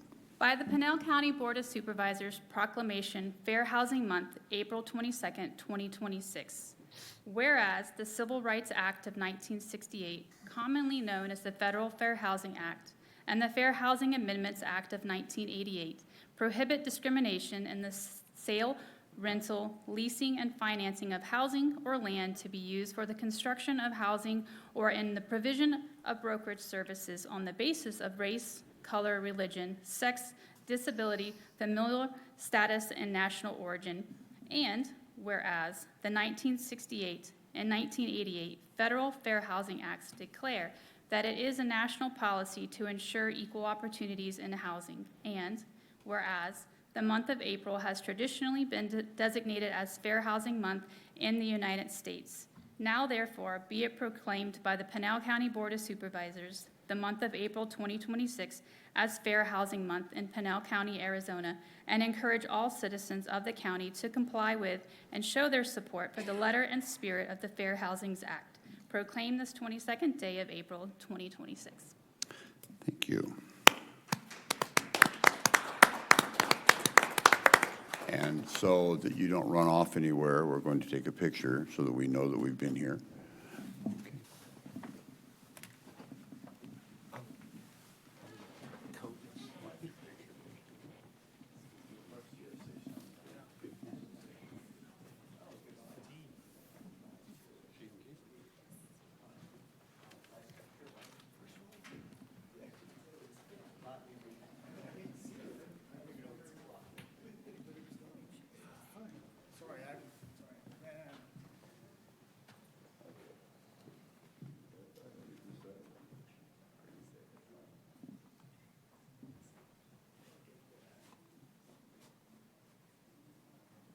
tighten up just a tiny bit.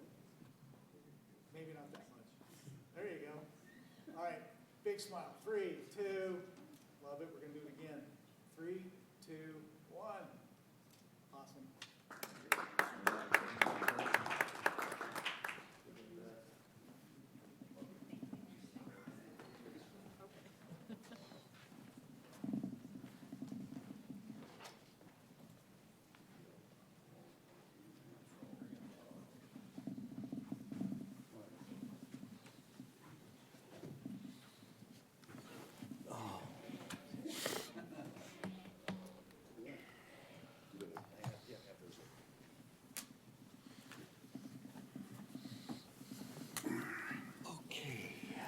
That brings us to item number 12, discussion, approval, disapproval of purchasing division report. Ms. Gorman, I know you're there, so there you are.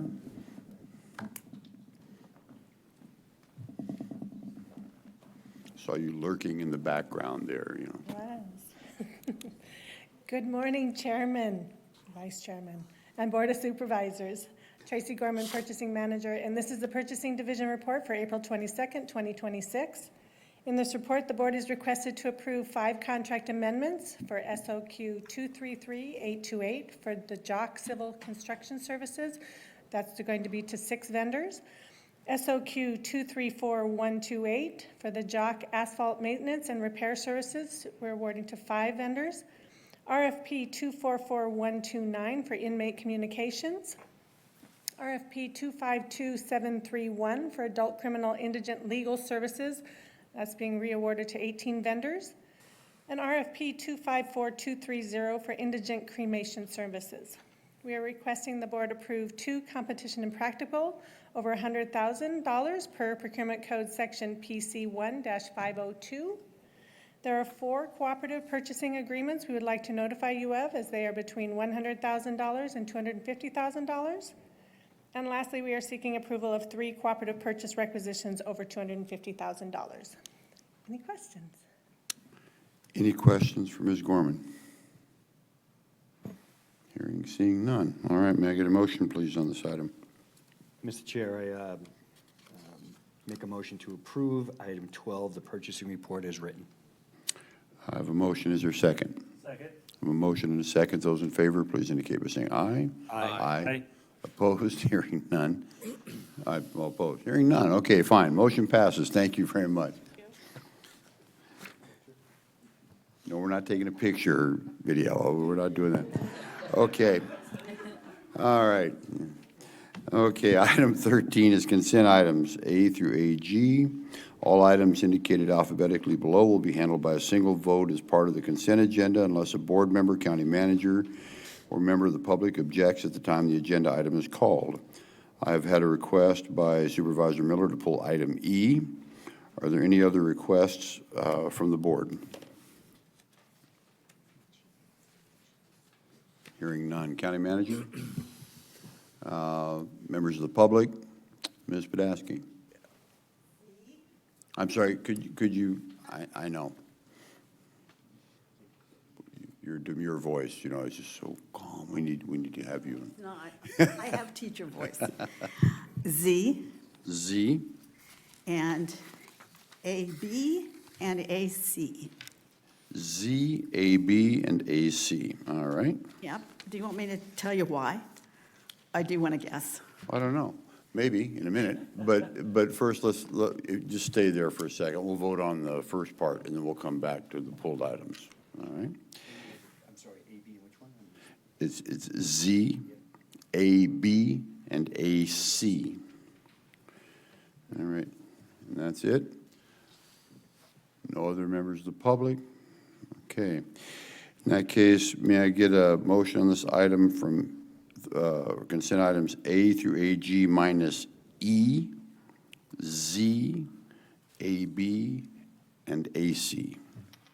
So moved. I thought I'd just help you out, you know. Okay. Is there a second? Second. Okay, I have a motion to second. Those in favor, please indicate by saying aye. Aye. Opposed? Hearing none, motion passes. Thank you. And Ms. Podasky, since you just happened to be there, Yes. I'd like to know what you'd like to know about Z, AB, and AC. Okay. people decades younger than me use the word manifest. I think that I manifested the inclusion of these because today in Call to the Public, I'm going to talk about the other side. You'll find out. That's a teaser. Pay attention when I talk. But at the current time, Z talks about victims, and I just want to highlight that these programs exist and give props, another word of not my generation, to these programs. And AC and AB fall into the same category. They deal with education for youth in detention and people in jail. And I want to, again, give props and allow the people in charge of these programs to perhaps tell us more about them, because I think they're so worthy. Of course, I don't know about the county attorney's office, but we'll see. Okay, thank you. Okay, we'll come to those. So can we, let's see. Do E? So, You want to do E? no, Okay. I want to do these first, and then I'll talk about you. Oh, okay, fine. Okay, so let's see. So Z, county attorney's not here to talk about those things, as you know. Ms. Roberts, do you have anything to say? I know you're there someplace.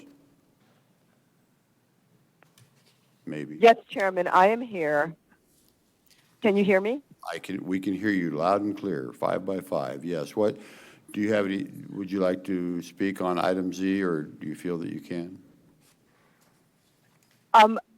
Really, I just am informed about what the item is about as far as the additional funding that's being provided. I am not the person who's skilled to talk about the program that's there. If the board would like at some other time, we can give a presentation on it, and I can have the person who is in charge of that area give a presentation, but it would not be me. Okay, thank you. Would that work, Ms. Podasky? Table it? Would you like us to table it, well, I don't want to table it, but we can pass it, but you'd like to hear about it at a future? Yeah, but I kind of get to that. Yeah. Okay. So then, thank you, Ms. Roberts, wherever you are. See, item AB and AC, and we have Ms. Broussard. Good morning, early afternoon, Board Chairman. Jill Broussard, Pinal County School Superintendent. Items AB and AC have to do with the education at the jail facility, and I just honestly want to also brag on our program that we have at the juvenile detention facility. We have teachers over there who are doing great work. We are motivating those students. We have lots of guest speakers. We have some resume work, career exploration. They work on their high school diploma, and we have many achieve that throughout the year, as well as a GED, which we kind of reserve for those students who are really far behind on their credits and may not have the ability to catch up within the right time frame. We actually have had a student over there who achieved her GED, was still there, so then we put her to work on her high school diploma, and she achieved that, and now she is attending ASU classes online through our program. So we really look at each individual, where they stand. We have a lot of students on individual education plans, so a lot of special ed students, a lot of traumatic brain injury students, and our staff is highly skilled in addressing those needs and meeting them where they are and developing the right plan for them. Thank you. Okay, thank you. That looked like a thumbs up. Thank you very much. All right, so we'll vote on these two items. Can we vote on these items? Yeah. And then we'll move on to Supervisor Miller. So may I get a motion, please, on items Z, AB, and AC? Mr. Chair, I'd like to make a motion that we approve items Z, AB, AC as written. I have a motion. Is there a second? Second. Motion and a second. Those in favor, please indicate by saying aye. Aye. Aye. Opposed? Hearing none, motion passes. Thank you. Supervisor Miller, item E. Thank you, Mr. Chairman. This kind of goes back to an earlier thing for the volunteers that participate in all these committees and activities. So there's the appointment of Alexis Porterfield, and are you here, Alexis? She is. Do we have paperwork for her? Yes, we do, okay. Well, Alexis, I want to thank you for taking the time to fill this position. Again, doesn't pay a lot, but it is very vital to the operations of all these committees and these organizations. So thank you very much for being here, and I think we have a certificate for you. Okay, want to come on up? Oh, I need a vote, I'm sorry. Yeah. So I'd like to make a motion to approve the appointment of Alexis Porterfield to the Agriculture Extension Board. For item E, I have a motion, I have a second. Those in favor, please indicate by saying aye. Aye. Opposed, hearing none. Motion passes, thank you very much. And Ms. Porterfield, you will get a free lunch next year if you come to the Volunteer Appreciation Lunch. It's really good. Oh, I have to come to everybody. What is this for? Oh, yeah. Thank you, appreciate the opportunity. Thank you. Volunteering. That's good enough.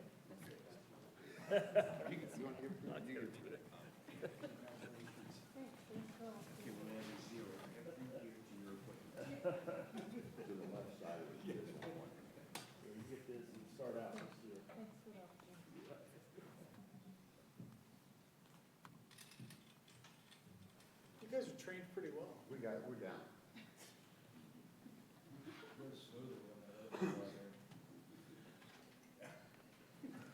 Stay where you are. Come in front, see how he is? Come just like, there you go. We do a lot better with Gina.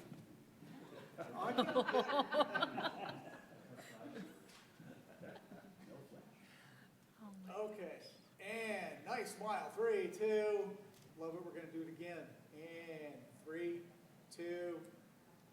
There we go. All right.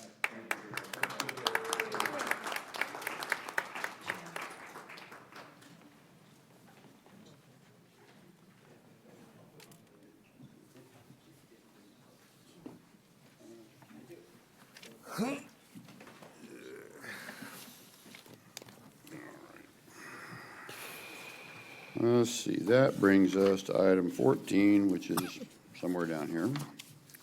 Item 14 is a meeting of the Pinal County Flood Control District. So at this time, I'm going to recess the regular meeting of the Board of Supervisors and convene the Flood Control District Board of Directors meeting, like that. And we will go here.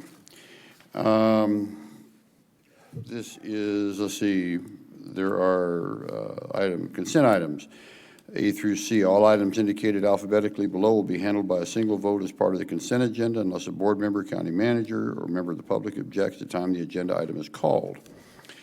Are there any items that the board wishes to pull?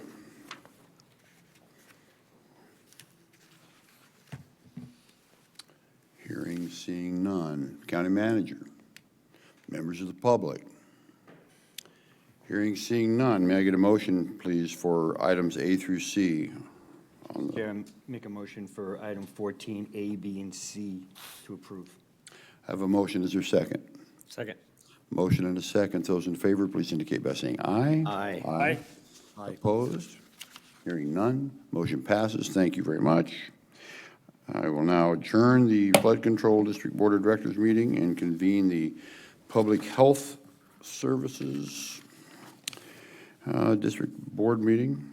Let's see, this is consent items A through C as well. All items indicated alphabetically below will be handled by a single vote as part of the consent agenda unless a board member, county manager, or member of the public objects at the time the agenda item is called. Are there any items that the board wishes to pull? Hearing and seeing none. County manager, members of the public. Hearing, seeing none. Very well, thank you. May I please get a motion, please, on items A through C? Mr. Chair, make a motion for item 15, the Public Health Services, A, B, and C to approve. Have a motion. Is there a second? Second. Motion and a second. Those in favor, please indicate by saying aye. Aye. Opposed? Hearing none, motion passes. Thank you. I will now adjourn the Public Health Services District Board of Directors meeting and reconvene the Board of Supervisors regular meeting Which brings us to item 16, call to the public. A call to the public is a time period for members of the public to address the Board of Supervisors and provide public input relating to subject matter within the Board of Supervisors' authority and jurisdiction. Those wishing to address the Board of Supervisors need not request permission in advance. Action taken as a result of public comment will be limited to directing staff to study the matter or rescheduling it for further consideration and decision at a later date. I have 2 cards today, and we will go with, I'm going to start with Ms. Podolsky because, just because.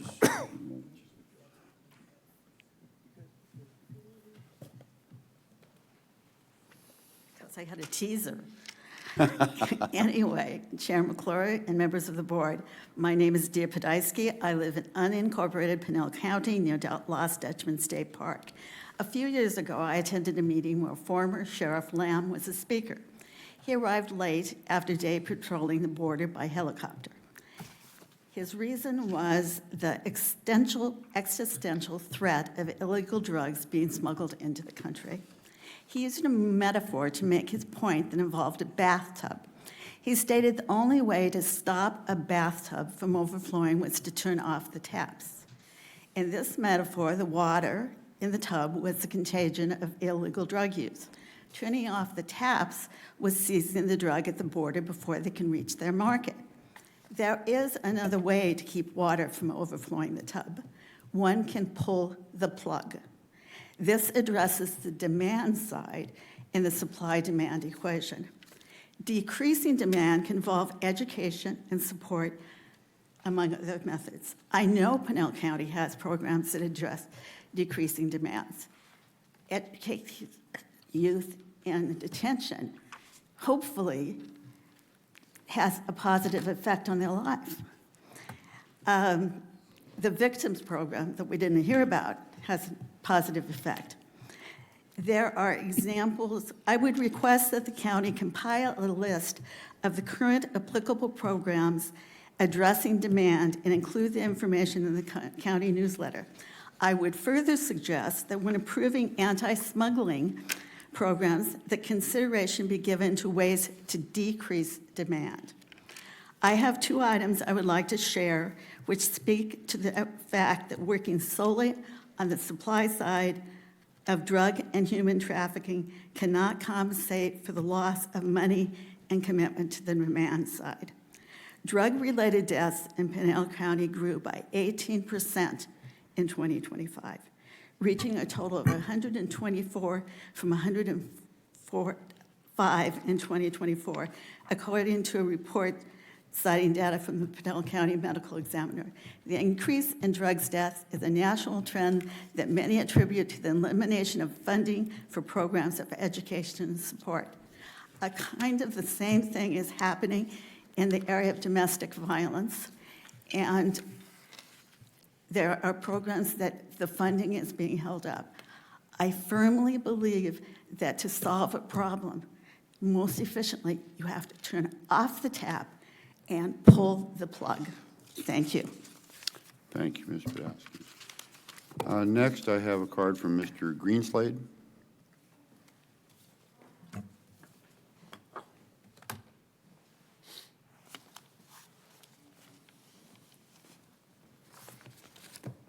Chairman of the board, members of the board. My name is Mike Greenslade. I'm a professional engineer. I live in the town of Oracle. I've been here before, and I'm talking about the drainage situation in the town of Oracle. 30 years ago, a study was completed, the Oracle ADMP identified issues and mitigation methods that could be implemented.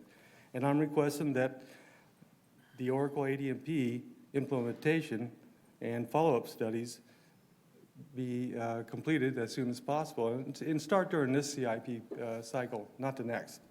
I'm also requesting a public meeting to discuss this process and what the studies will be and should be. For info, Oracle has about 20 inches of rainfall a year. That's about twice what Florence gets. First Street, the provider of climate risk data for insurance companies, Has risk designations for Oracle. Residential is moderate. Commercial is major. Infrastructure is severe, and that's due to the post office, justice center, and maintenance charge areas being inundated during a flood. Finally, in August of 2003, an Oracle man was swept away by 6 to 8 foot wall of water, and his body was found about a quarter mile away. So we had to have fatalities due to flooding. And being a licensed engineer, I'm obligated to respond to risk and dangers as I see them. And I see that in Oracle as related to potential floods. I'd like the county to install some gauges that can monitor rainfall and flows in the watersheds above Oracle. You may also want to look at Mammoth and San Manuel. They don't have any resources either for monitoring floods. And then also an emergency action plan that would tell us what you would do during flooding, evacuation. The fire flood plan would only cause problems because it's not the same situation. Thank you. Thank you. Any others that wish to speak to the board, the call here? Mr. Avelis, I see you preparing, so I'll assume you're coming up.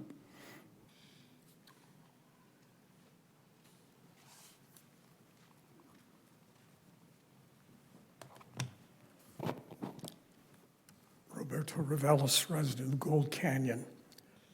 Thank you, Mr. Chairman, for conducting a joyful meeting, joyful in recognizing longtime employees, joy in recognizing the need for library services, joyfulness in fulfilling the need for fair housing, offset tragically by what we're witnessing at the national level in real time, witnessing a controversial mental and moral deterioration of the president, affecting everyone's quality of life. We cannot ignore it. Ranging from an undeclared war, extending to sacrilegious remarks on Easter Sunday, displaying vulgarity as he threatened the violation and elimination of an entire civilization, followed by his arrogant comparison, comparing himself to Jesus while lecturing the Pope. A pathetic display of unquestionable mental health breakdown. But we need to try to do better ourselves to overcome the policies by an unstable leader that is victimizing American families at the gas pump, at the grocery store, at the health centers, neighborhoods threatened by masked individuals acting as secret agents against immigrant neighborhoods, aided by local officials, law officials, who are being allowed to racially profile Spanish speakers dressed in work clothes.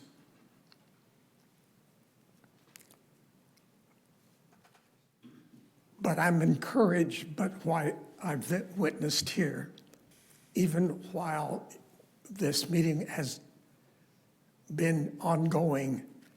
My telephone alerted me that the county attorney is continuing an irrational attack against each of you members. So I applaud your civic duty, even as we face these challenges. Thank you for your civic awareness. Thank you. Any others that wish to speak to the board? Okay, hearing and seeing none. All right. Could just as a note here, could Public Works please get with Mr. Greenslade and discuss issues there? Thank you. All right, let's move to item number 17, is a public hearing. Discussion approval, disapproval of resolution number 042226-RD25-109, ordering the abandonment and extinguishment of a roadway easement, et cetera, et cetera. I'll let you do the et cetera part. Ms. Garza. Awesome. Good morning, Chairman McClure, members of the board. Celeste Garza, Public Works Deputy Director for Development Services. Item 17 is abandonment of a portion of Sossaman Road located in Supervisors District 1, Vidyalis District. Sossaman is located west of the regional park, the Santan Regional Park. It's down south and east of what the map that you're seeing today. The property owners, the Adams family, are looking, they did a lot combination of C and E on the map that you see above there, the green and the pink, and they just wanted to be able to use that easement for, views and things towards the park area. So Sossaman Road doesn't exist south of the Skyline Road alignment. Everything north of Skyline is located in the town of Queen Creek. This area of the county, we don't do a lot of maintenance outside of some of that loop road that you see, that Paseo Grande and Santa Cruz. So the alignment doesn't exist today, and we don't really need it for the future. So they've obtained all the signatures, clearance from the utilities, and this is kind of a picture of the alignment looking down south. The mountains in the horizon are part of the regional park property. They only have one D in their name, not two, just checking. Yes, one D. Because otherwise, checking. Yes. I do want to note, just for the record, that on the slides you see here today, the parcel number is shown incorrectly. The parcel number should be 509-08016F. So just wanted to make that note, so we have it down there. And I'm happy Which to is answer. correct in the agenda, but just not in the presentation. Absolutely, yes. So, Oh, it is correct on the agenda. Correct on the agenda, but not in the yep. presentation. I didn't realize Rich had two of the parks. He just is that kind of guy, Easy. Okay. Share the beauty. Okay. Are there any questions for Ms. Garza? No. Okay. In that case, thank you, Ms. Garza. In that case, this is a public hearing. I will open the public hearing. The public can just run on down and talk all about this. Seeing no one from the public that wishes to speak, we will close the public hearing. And I will again ask if there are no questions from the board. If I may get a motion, please, this item. Mr. Chair, I make a motion to approve item 17 as written. Have a motion. Is there a second? Second. Motion and a second. Those in favor, please indicate by saying aye. Aye. Opposed? Hearing none, motion passes. Thank you very much. This moves us to item 18 and also 19. We'll hear them together. This is a discussion, approval, disapproval, resolution number 2026-PZ-PA-02-25. We got Mr. Panchenko. I just wanted to say the numbers because I know you're going to do it anyway, but what the heck? Please. Good morning, Chair, Vice Chair, Supervisors. My name is Valentin Panchenko, Senior Planner, here for you to present case PZPA 02025 and PZ 02525. I hope that will be a short presentation because we county received a request from the applicant to withdraw both cases. The reason behind that, that's the case, the project area located within the Supervisor Goodman's district, and that's following into the incorporated areas of town of Santan Valley, and they made a discussion with the town staff, and they decided to move forward with it after July 1st with the town. All right. So that pretty much shuts that off, doesn't it? Do we need to do the public hearing on this? Is what we do, yes, okay. Thank you, Mr. Pacheco. All right, this is a public hearing, so I'm going to open items 18 and 19 up to the public. Any of the public wish to speak on this item? Come on down. Hearing and seeing no public here, we will close the public hearing, and the applicant is wanting to withdraw, so that's the end of that, I guess. Okay, thank you. Move on then. Take a motion, right? Oh, do I want to do that? Well, you said that was it.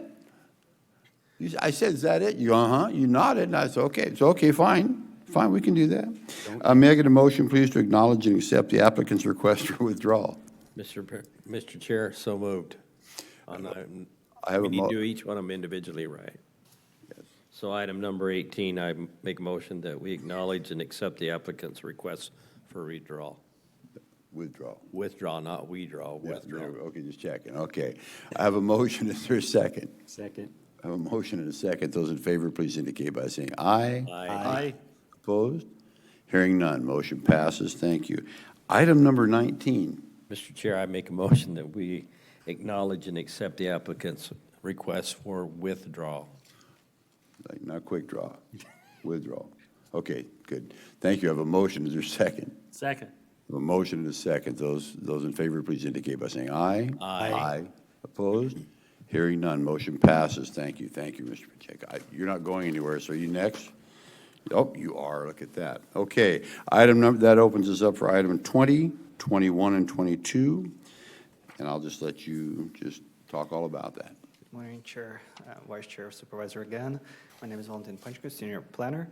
Here for you to present cases. The project name is Fieldstone. This is 3 cases. First is a request for approval of minor comprehensive plan amendment from moderate low density residential to medium density residential.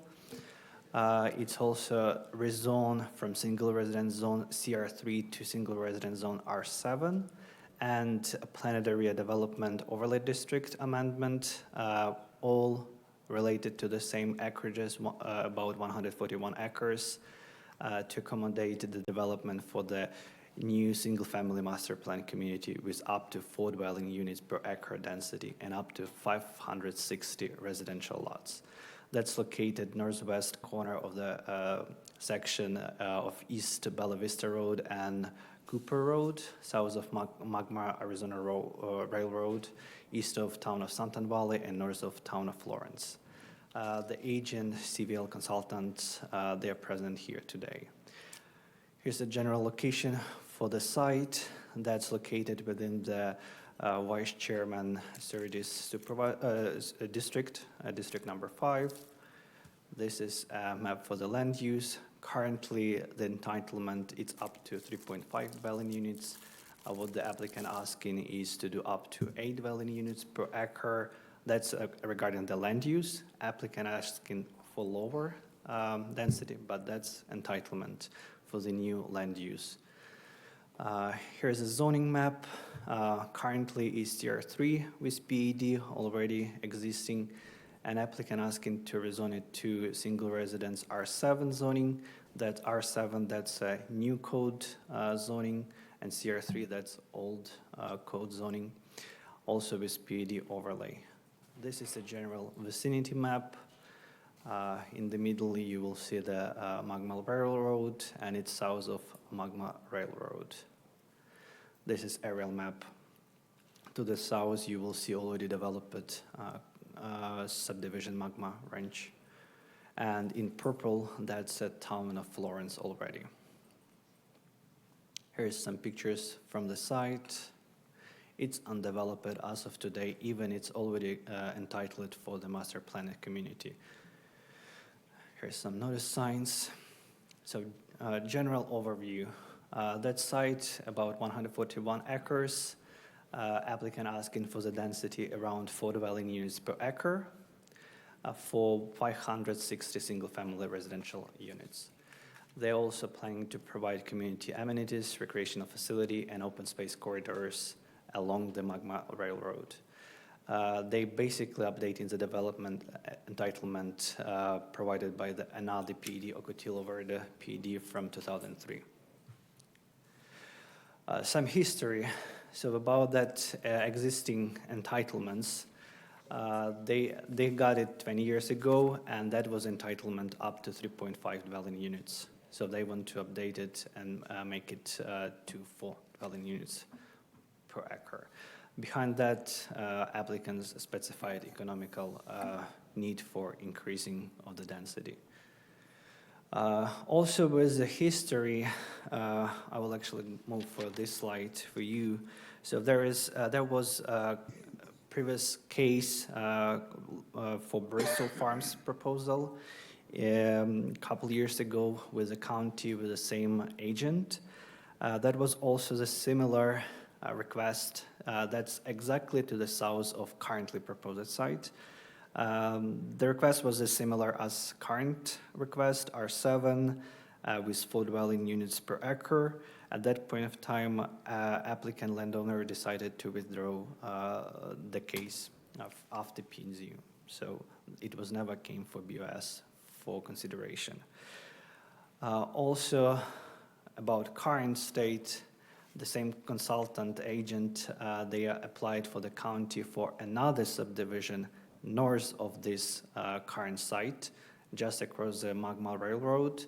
That will be Santan 288 project. They have the same request, entitlements R7 with 4 dwelling units per acre, and that will be about 1,150 dwelling units on that location. It's currently under the staff review. Staff recommended the applicant to consider adding commercial property to that site because they already own that corner, north-west corner, and it can be done as commercial, so they need to include it in the proposal. So currently it's under the review. It's never been scheduled for P&Z either. As well, south of that site, as I mentioned previously, there was already existing Magma Range master plan community with different phases of development. Some are already existing, some of them under construction, some of them under approved platting but not started construction yet. They have old zoning on them, CR2, CR3, CR4. They have SR zoning for the school. They have also limited CB1 commercial areas.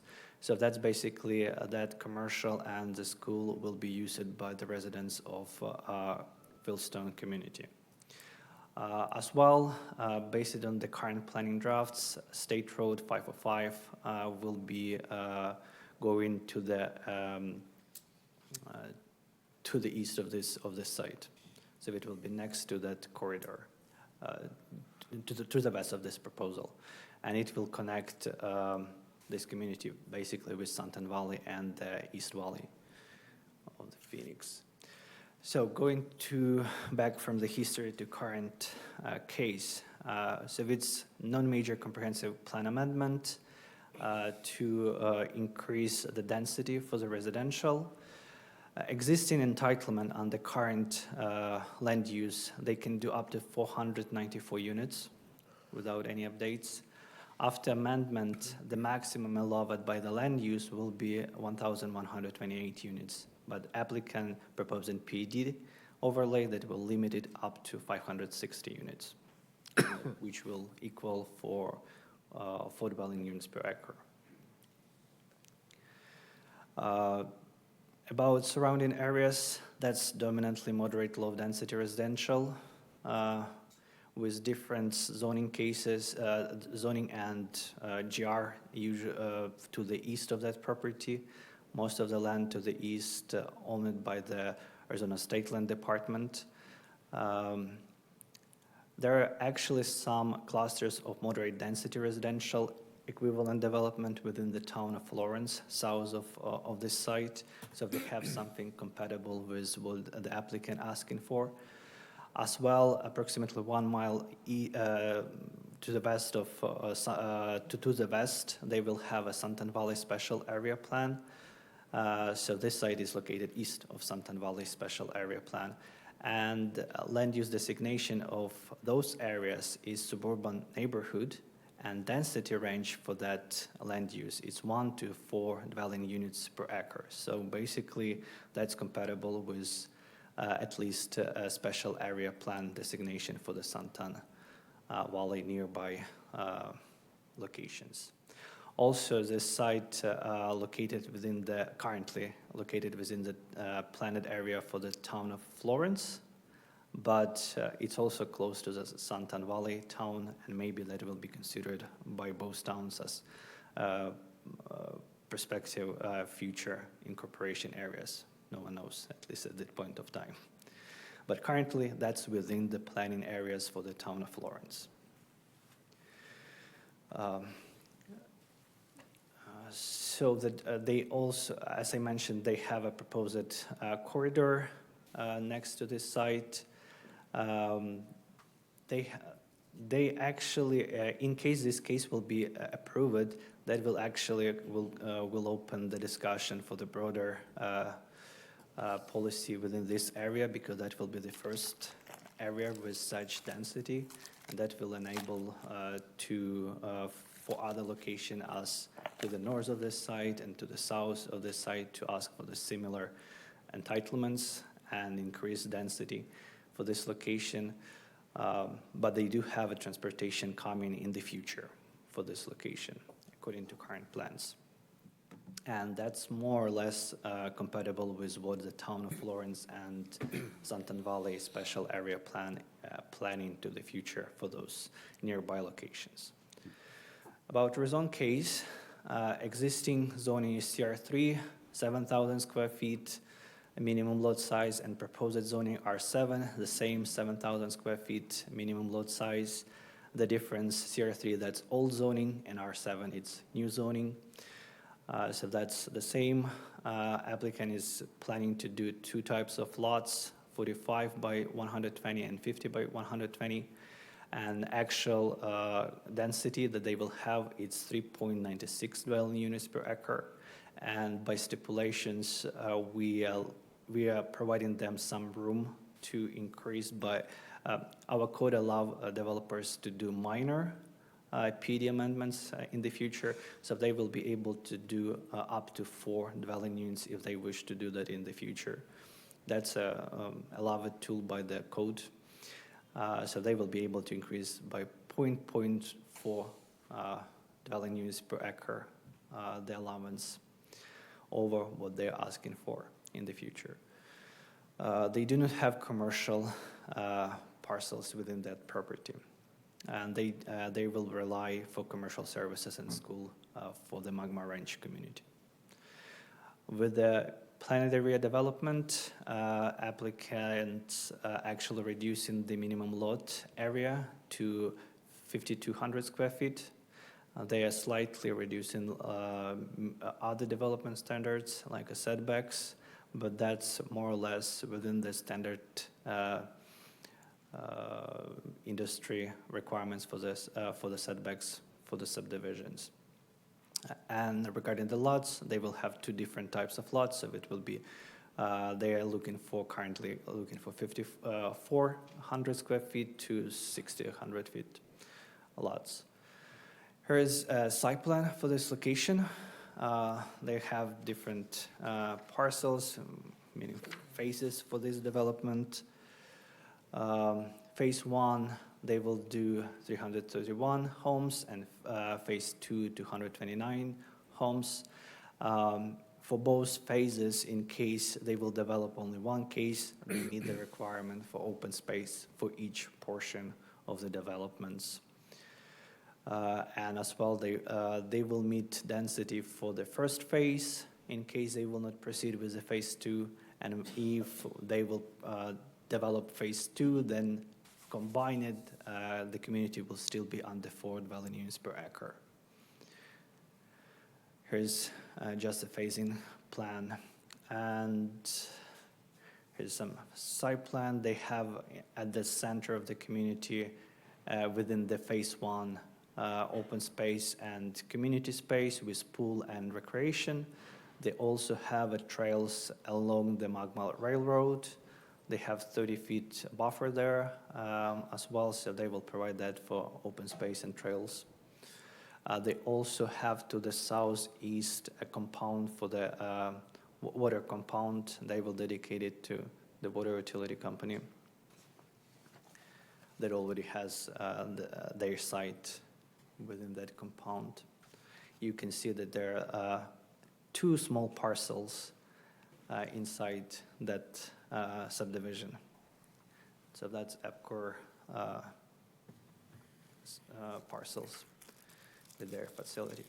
Here's information about public participation. There is no letter of opposition or support at that time. At this time of as of today, there was a letter with comments from Arizona State Land. They own the land east of this property, right east of that property. They just have some comments regarding roadway improvements and notification procedure, but nothing against the project. And Public Works, during the Planning and Zoning Commission, confirmed that applicants will be able to secure 2 points of access, separate access points, Felix Road and Cooper Road. Planning and Zoning Commission recommended forwarding recommendation of approval to the Board of Supervisors. After they, during the meeting, they discussed the density compatibility with surrounding developments, access and circulation, during which our county engineer confirmed that the applicant working with the county and they will be able to provide a second access point along the Magma Railroad south to the Felix Road. So there will be southeast, that will be Copper Road, and southwest, that will be access to the Felix Road.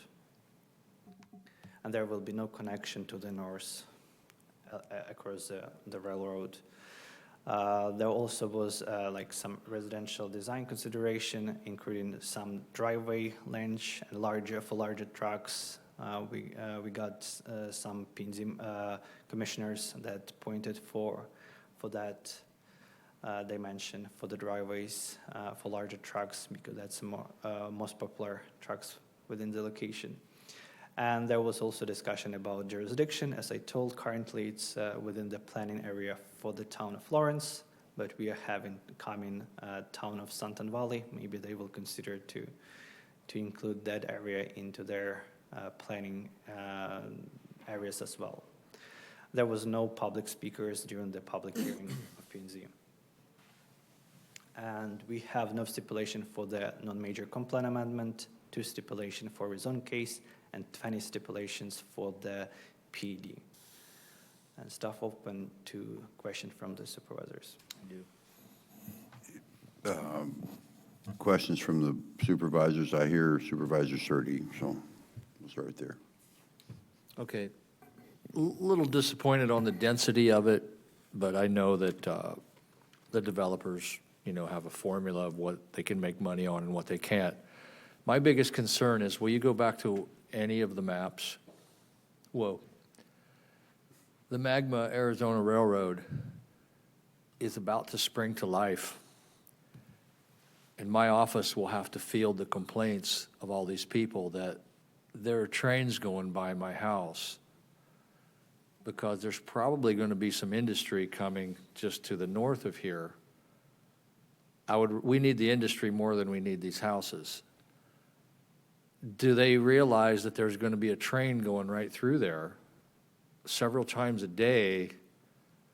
Perhaps there needs to be stipulations where there needs to be some walls built, like as US 60 goes through downtown Mesa to shield the freeway from the neighborhood. I just don't know if these folks realize what's coming. I think that applicant can answer for that question, if they will agree for the wall. Currently, they provided 30 feet setback and trail along the Magma Railroad. That's what applicant proposed to do. Could you repeat that? So applicant providing 30 feet buffer and trail along the Magma Railroad. So that will That's be the good. That's the only but mitigation. Still, a Yes. train is a train. I do understand. I just repeating, that's the only mitigation that applicant currently implemented with this project. Okay. So they'll be up to address us in a bit. Supervisor Goodman. Yeah, I think I get woke up by my train every morning, so that's a good alarm clock for me. I appreciate it. It makes me feel at home. But back to what Supervisor Surdy, I think, add to what he's comments that he's making. We have a big need to look at our impact fees on these. You've indicated that much of the infrastructure around all this is dependent upon the expressway that's being talked about along the canal on the west side to help handle the traffic. We're talking about the 505 handling the traffic on that side as well. I mean, is this been taken into consideration from our side? This is just going to be a beginning of what's going to happen over in that area. So are we really looking at our impact fees and how we're going to make the adjustments necessary to be able to pay for not only they're going to have to pay for their improvements right there directly tied to them, but what about the future of the congestions and everything on the roads already that are congested already? Through the chair, Supervisor Goodman. Yeah, that's a good point. That's actually what I mentioned by if that's approved, that will open a door to all other developments. I do not know the answer to the question if county is planning to increase the fees, impact fees. But your savior's on the way. I can see the answer. Yeah, coming. Joe saw it.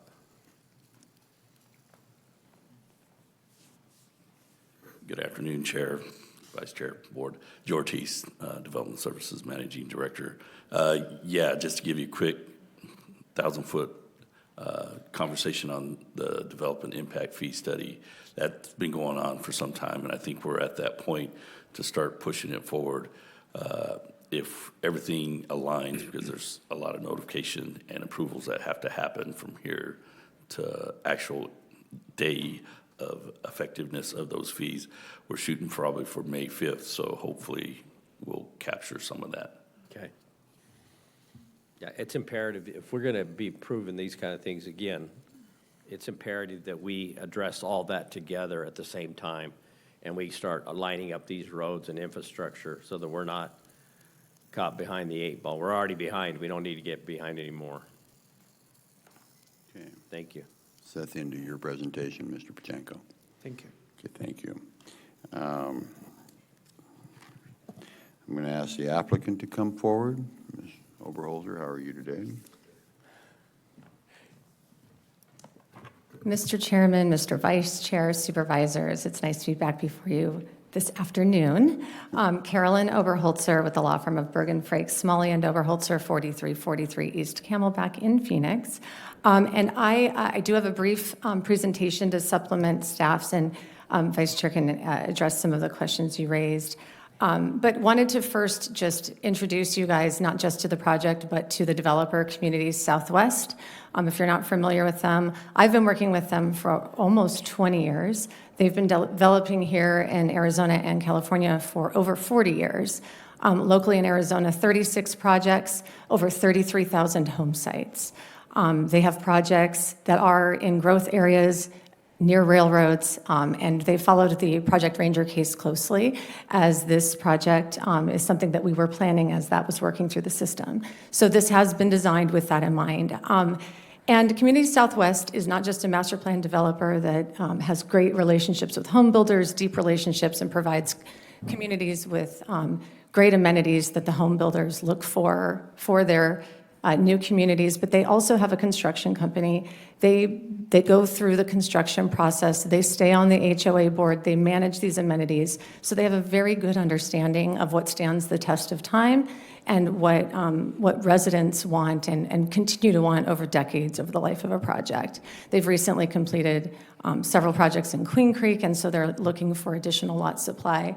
And here in Pinal County, it's a great location. It's just north of the Magma community.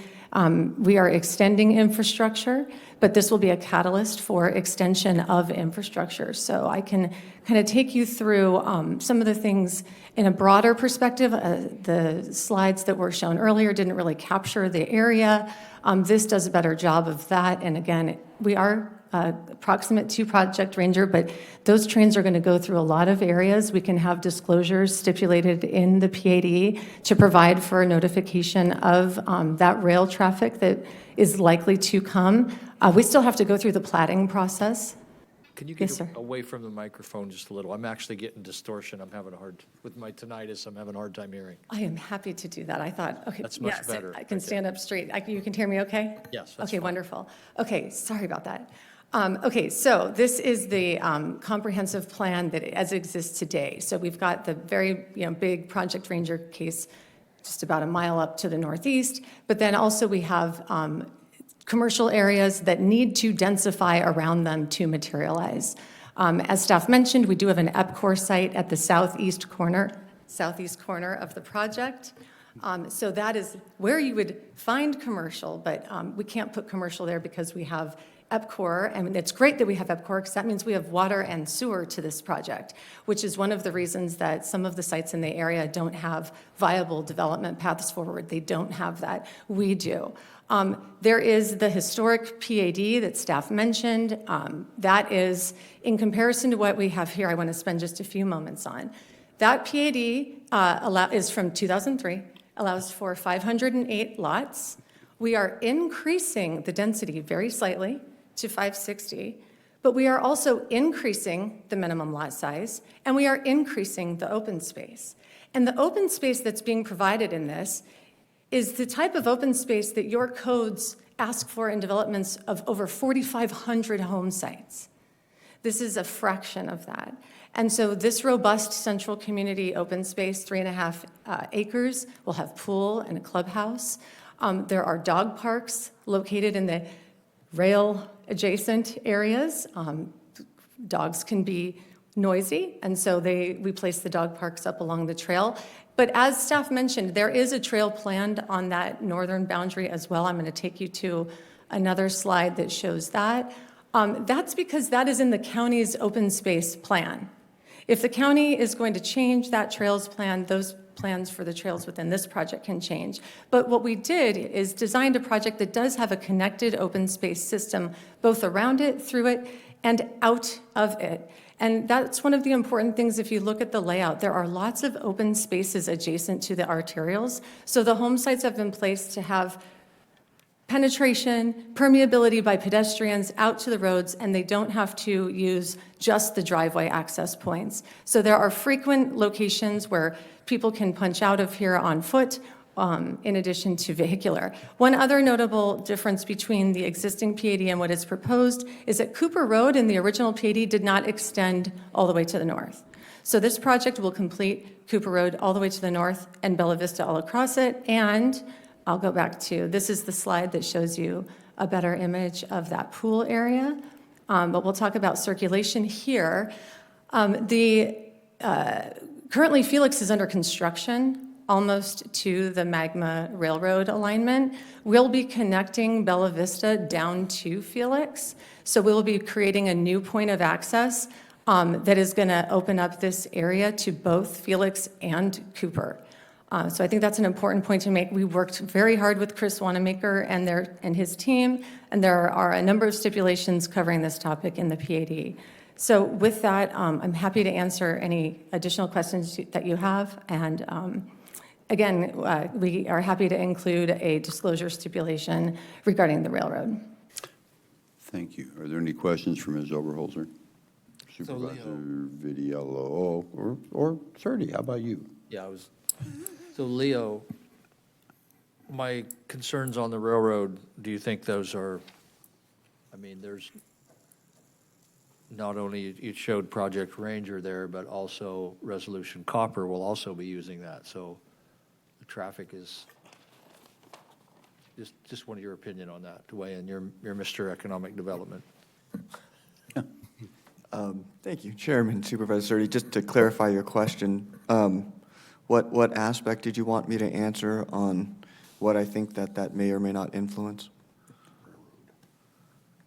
I just don't want to get, the people that move next to an airport and then complain about the airplanes.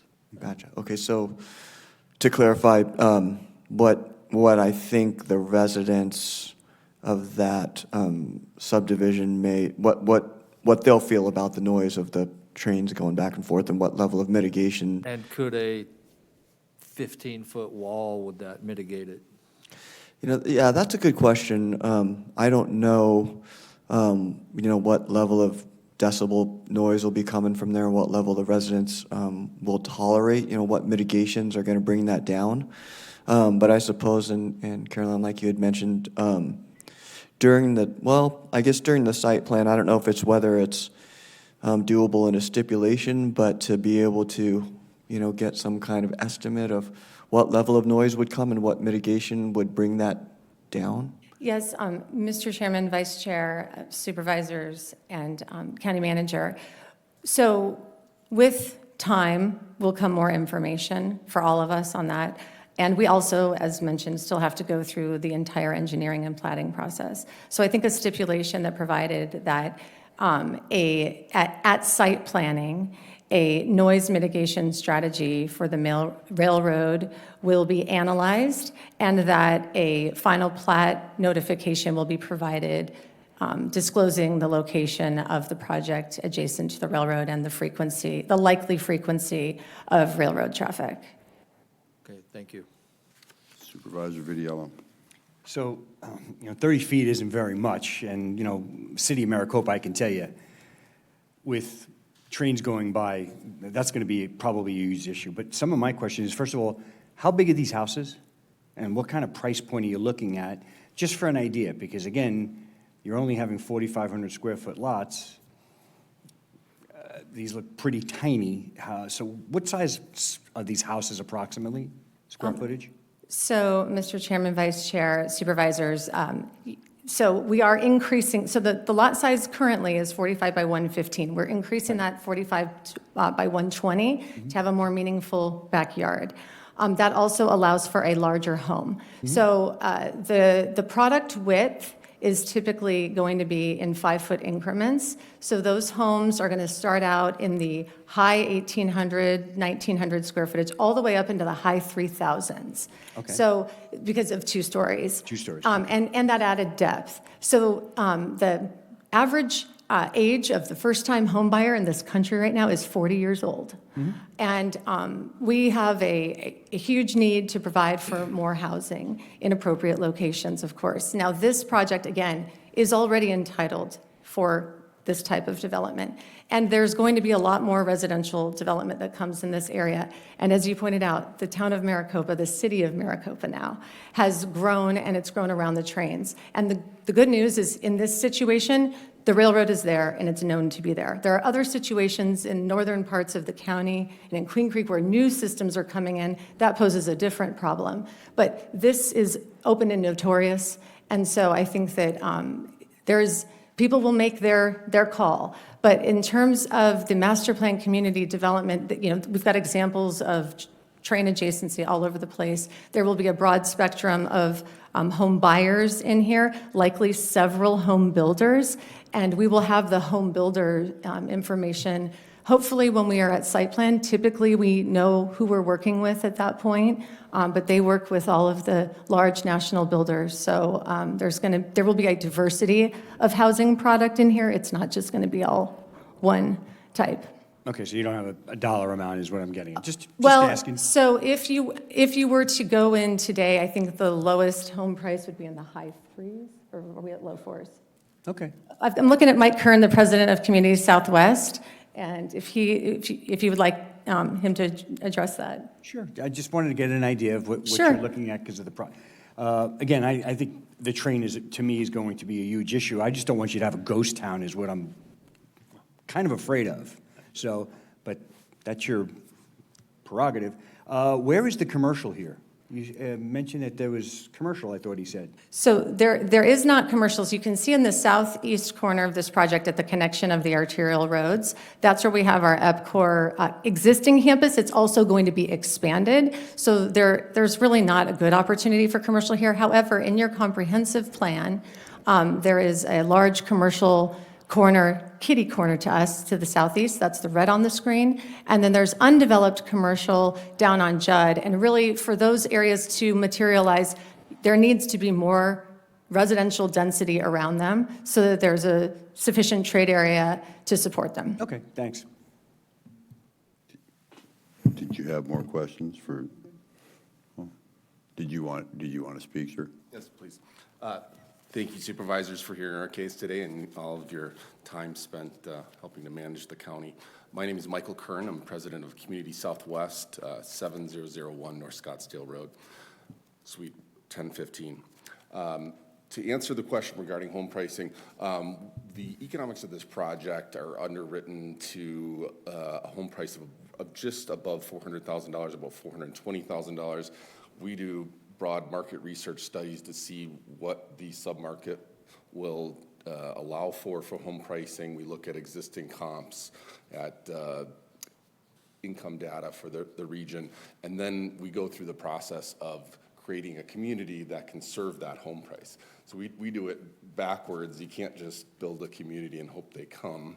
We look at the broad economics and make sure that the tens of millions of dollars we're investing are feasible. And that results in the community that you see here, one that has lot sizes and amenities that we found to be highly successful. As Caroline indicated, we've developed hundreds of acres, thousands of lots in the Queen Creek region, and we're just trying to carry on that success into this developing Santan area. We're really happy to be part of the county.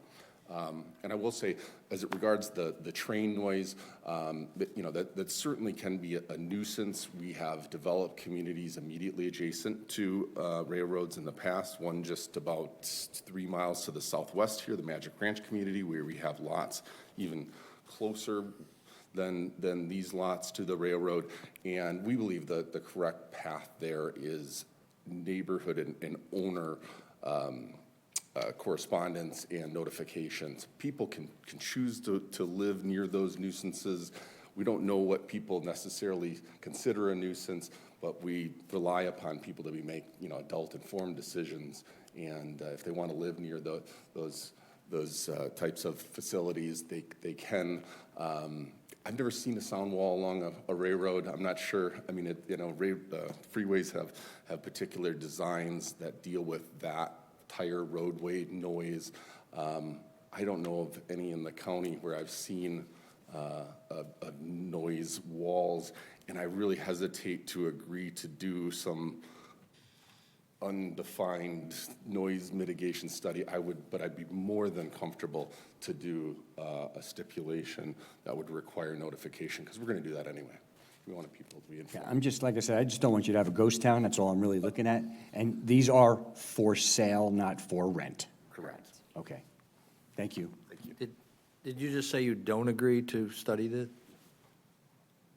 I guess I don't know what that it would entail. I wouldn't want there to be an administrative process that could create a improvement requirement that would destroy the economics of this development. I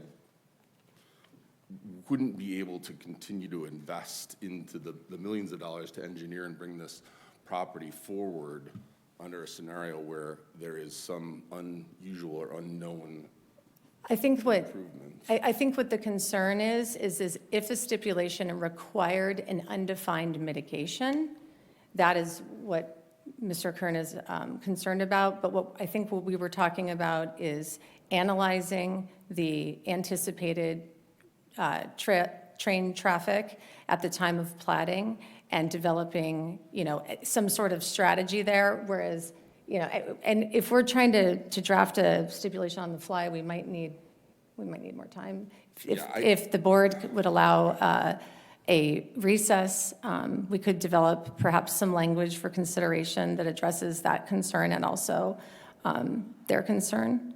Yeah, the devil's in the details. We've Right. had a lot of interaction with the Magma Railroad and Resolution Copper, who manages them, and frankly, they're not very cooperative. They would have to be in a study process. I'm not sure they would be, and so I wouldn't want to be backed into a corner where there's some other third party that doesn't cooperate, and we can't provide the necessary study. So that's why we often agree to these, notification requirements in lieu of. So what is the distance from one point of the triangle to the other. I mean, it would be a simple Google to see what a wall per foot would cost. Oh, so in terms of the wall, I think what we're talking about is if there is any sound attenuation that would be achieved from a wall. That's the first question, right? And then the question is, well, what is the length of that wall? There's the other question also of this is in the county-wide has a open space, and forgive me, I did not bring the map, but the open space and trails corridor that goes and continues on from this property north and south of it. In Project Ranger, it stopped. So the continuation of that trail did not go there, but it is currently a requirement of the county to have a trail adjacent to it. And so that is one, let's see here, let me see if I've got a better exhibit. That is one thing that we would need to also deal with at the site planning level, because then we would be potentially amending the county's larger trail plan that goes beyond this and to the south. Into those, additional residential communities. So I think what we've hit on today is an issue that we need some time to develop some language to address the concern. And if it is the case that notification to the property owners and notification on a plat is not sufficient to address your concern, Vice Chair Surtee, then I think we would need more time to come up with some language specific to it. Could I interject? Sure. A comment? Yeah, thanks. And we'll go down the road. Okay.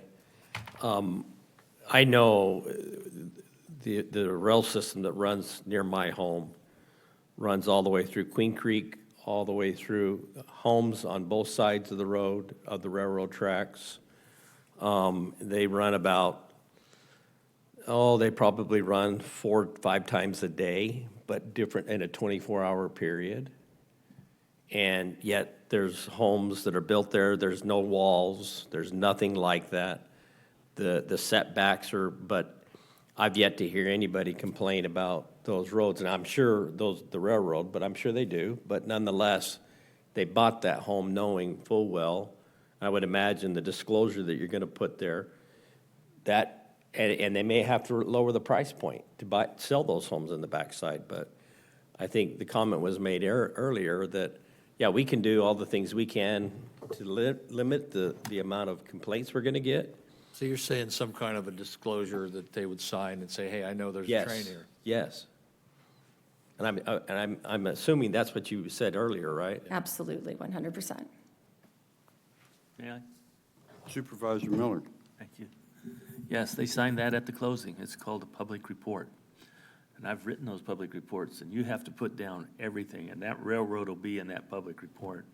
So it's not a secret to anybody about if you bought a house in there that you didn't know there was a railroad. Does anybody know the volume of traffic on that railroad on a database? Pretty low right now. It's going to go up Yeah, but because what's going to cause it to go up?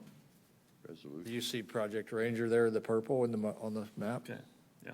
And then Resolution Copper, their ore is going to be going through there. Okay. Well, nevertheless, it's, and I live in a community that the railroad runs right through the middle of called Casa Grande. And there's another track that runs north and south from I-10 and the railroad right through Coolidge. So Arizona is built around a lot of railroad because that's what, Casa Grande, the only reason Casa Grande is where it's at is because they ran out of money when they built the railroad. It's called Terminus, and there it is. So anyway, for disclosure, I know because, like I said, I've written those reports, and they'll know it. And we would be happy, a final plat note is one place that it could be disclosed, and so we could have a requirement of the final plat disclosure, which is also something that the county will approve, and then also individual notice at home closings. So we have to provide the public report, but we can do an additional one as well. Right. Do we need to put that? Sorry. And this is No. this is a preliminary plat too, isn't it? They're gonna have to I mean, it's not a final plat. No. haven't even done the design or the Correct. engineering or anything yet. Correct. After zoning, we'll move into the plating process this summer. So, anticipating final plats maybe at the end of this year, but probably more likely early next year. So that would be provided in that process. It's a lot more to come. Would it be helpful if One more, Supervisor Vitiello. Just, what was the distance from the tracks to where the first home would be, just so, So within the property boundary, we have a 30-foot buffer back there, but then the rail corridor, I believe, is 300 feet wide, and the train tracks are actually set more, they're not center right, they're more center left in that corridor. So there's an additional so about separation. 350, 400 feet? Oh, yeah. Any other questions for the applicant from the board? Hearing none, I'm going to, thank you. I'm Thank going you. to open the public hearing for this item, or for items 20, 21, and 22. Any members of the public wish to speak on this item? Hearing and seeing none, I will close the public hearing, and I will ask the board any other questions? No? Then may I get a motion, please, on item 20? Mr. Chairman, I'll make a motion to approve item 20 as presented. Have a motion, is there a second? No stipulations. With no stipulations? She got that in there, you got that in there, okay, thank you. I have a motion, is there a second? Second. I have a motion and a second. Those in favor, please indicate by saying aye. Aye. Aye. Opposed? Hearing none, motion passes, thank you. May I get a motion on item 21, please? Mr. Chairman, I'll make a motion to approve item 21 as presented with 2 stipulations. I have a motion for item 20, is there a second? Or 21, rather, sorry. Second. I have a second, motion and second. Those in favor, please indicate by saying aye. Aye. Aye. Opposed? Hearing none, motion passes, thank you. Item number 22, may I get a motion, please? Mr. Chairman, Yes. I'll make a motion to approve item number 22 as presented with 20 stipulations. I have a motion, is there a second? Second. Second, okay, I have a motion, second. Those in favor, please indicate by saying aye. Aye. Aye. Opposed? Hearing none, motion passes. Thank you very much. That moves us to item number 23, which is discussion of board members' request for future agenda items. I would just have one request. I think in the future, we could do maybe a presentation from PCAO on victim benefits and what those entail, just to help out, just because. And are there any other items? Supervisor Goodman looks troubled here, right? I guess I've had some explanation from our county attorney, from our attorney, Christine, in regards to the agenda items that we vote on and whether they're pulled or not, and have discussion on. Could we do some kind of a work session or make that part of one of our work sessions where we get a better understanding of, we've got a lot of our people in the audience that pull particular items, but then they come up and they make, if it was a regular agenda item, we would make the decisions ourselves, is what I'm getting at. So I just would like to have a discussion. Do we need to call on the public to come up and if they pull an item, do we need to hear that? I mean, what can we do differently? We don't Are you technically. talking about a consent item that's The been consent pulled? item, yeah. It's been pulled from the public. They come up and ask a question. And Is there a way we can? Quite honestly, we do it as a courtesy, so we don't actually have to ask the public to. Okay, to that's make what, it- I guess that's kind of what I'm after. And then not only that, but where the public, if they have access to all the information, they could send us an email or something asking the question, right? Yes, they can. And I think it was At a Mr. time. Ravelis that mentioned that It in is. one of He his did, emails yes. that he sent over. Yes. go to the hyperlinks on our agendas. You could click on that and it'll give you the presentation that we would receive as the supervisor. And then to help expedite it, they could ask the questions in advance and then that could be pulled and then somebody. Chairman? Chairman? Yes, Christine? Robert, yes. Thank you. I'm sorry to interrupt, but we're getting more into discussion of what could be rather than what item you would like to see on a future agenda. So I don't want to have you all committing an open meeting law violation if we can just stick to what we would like to see coming up for upcoming meetings and not get into the discussion portion of it. Thank you. Thank for- you. Thank you Thank for you. the fencing. There you go. So, I would like to have a better understanding of the consent items. okay, That we vote on all together, The discussion portion? the discussion yes. okay. We'll have to- Christine, do you understand what I'm asking? You're talking about the process of what gets placed on consent agenda and what we're allowed to be pulled.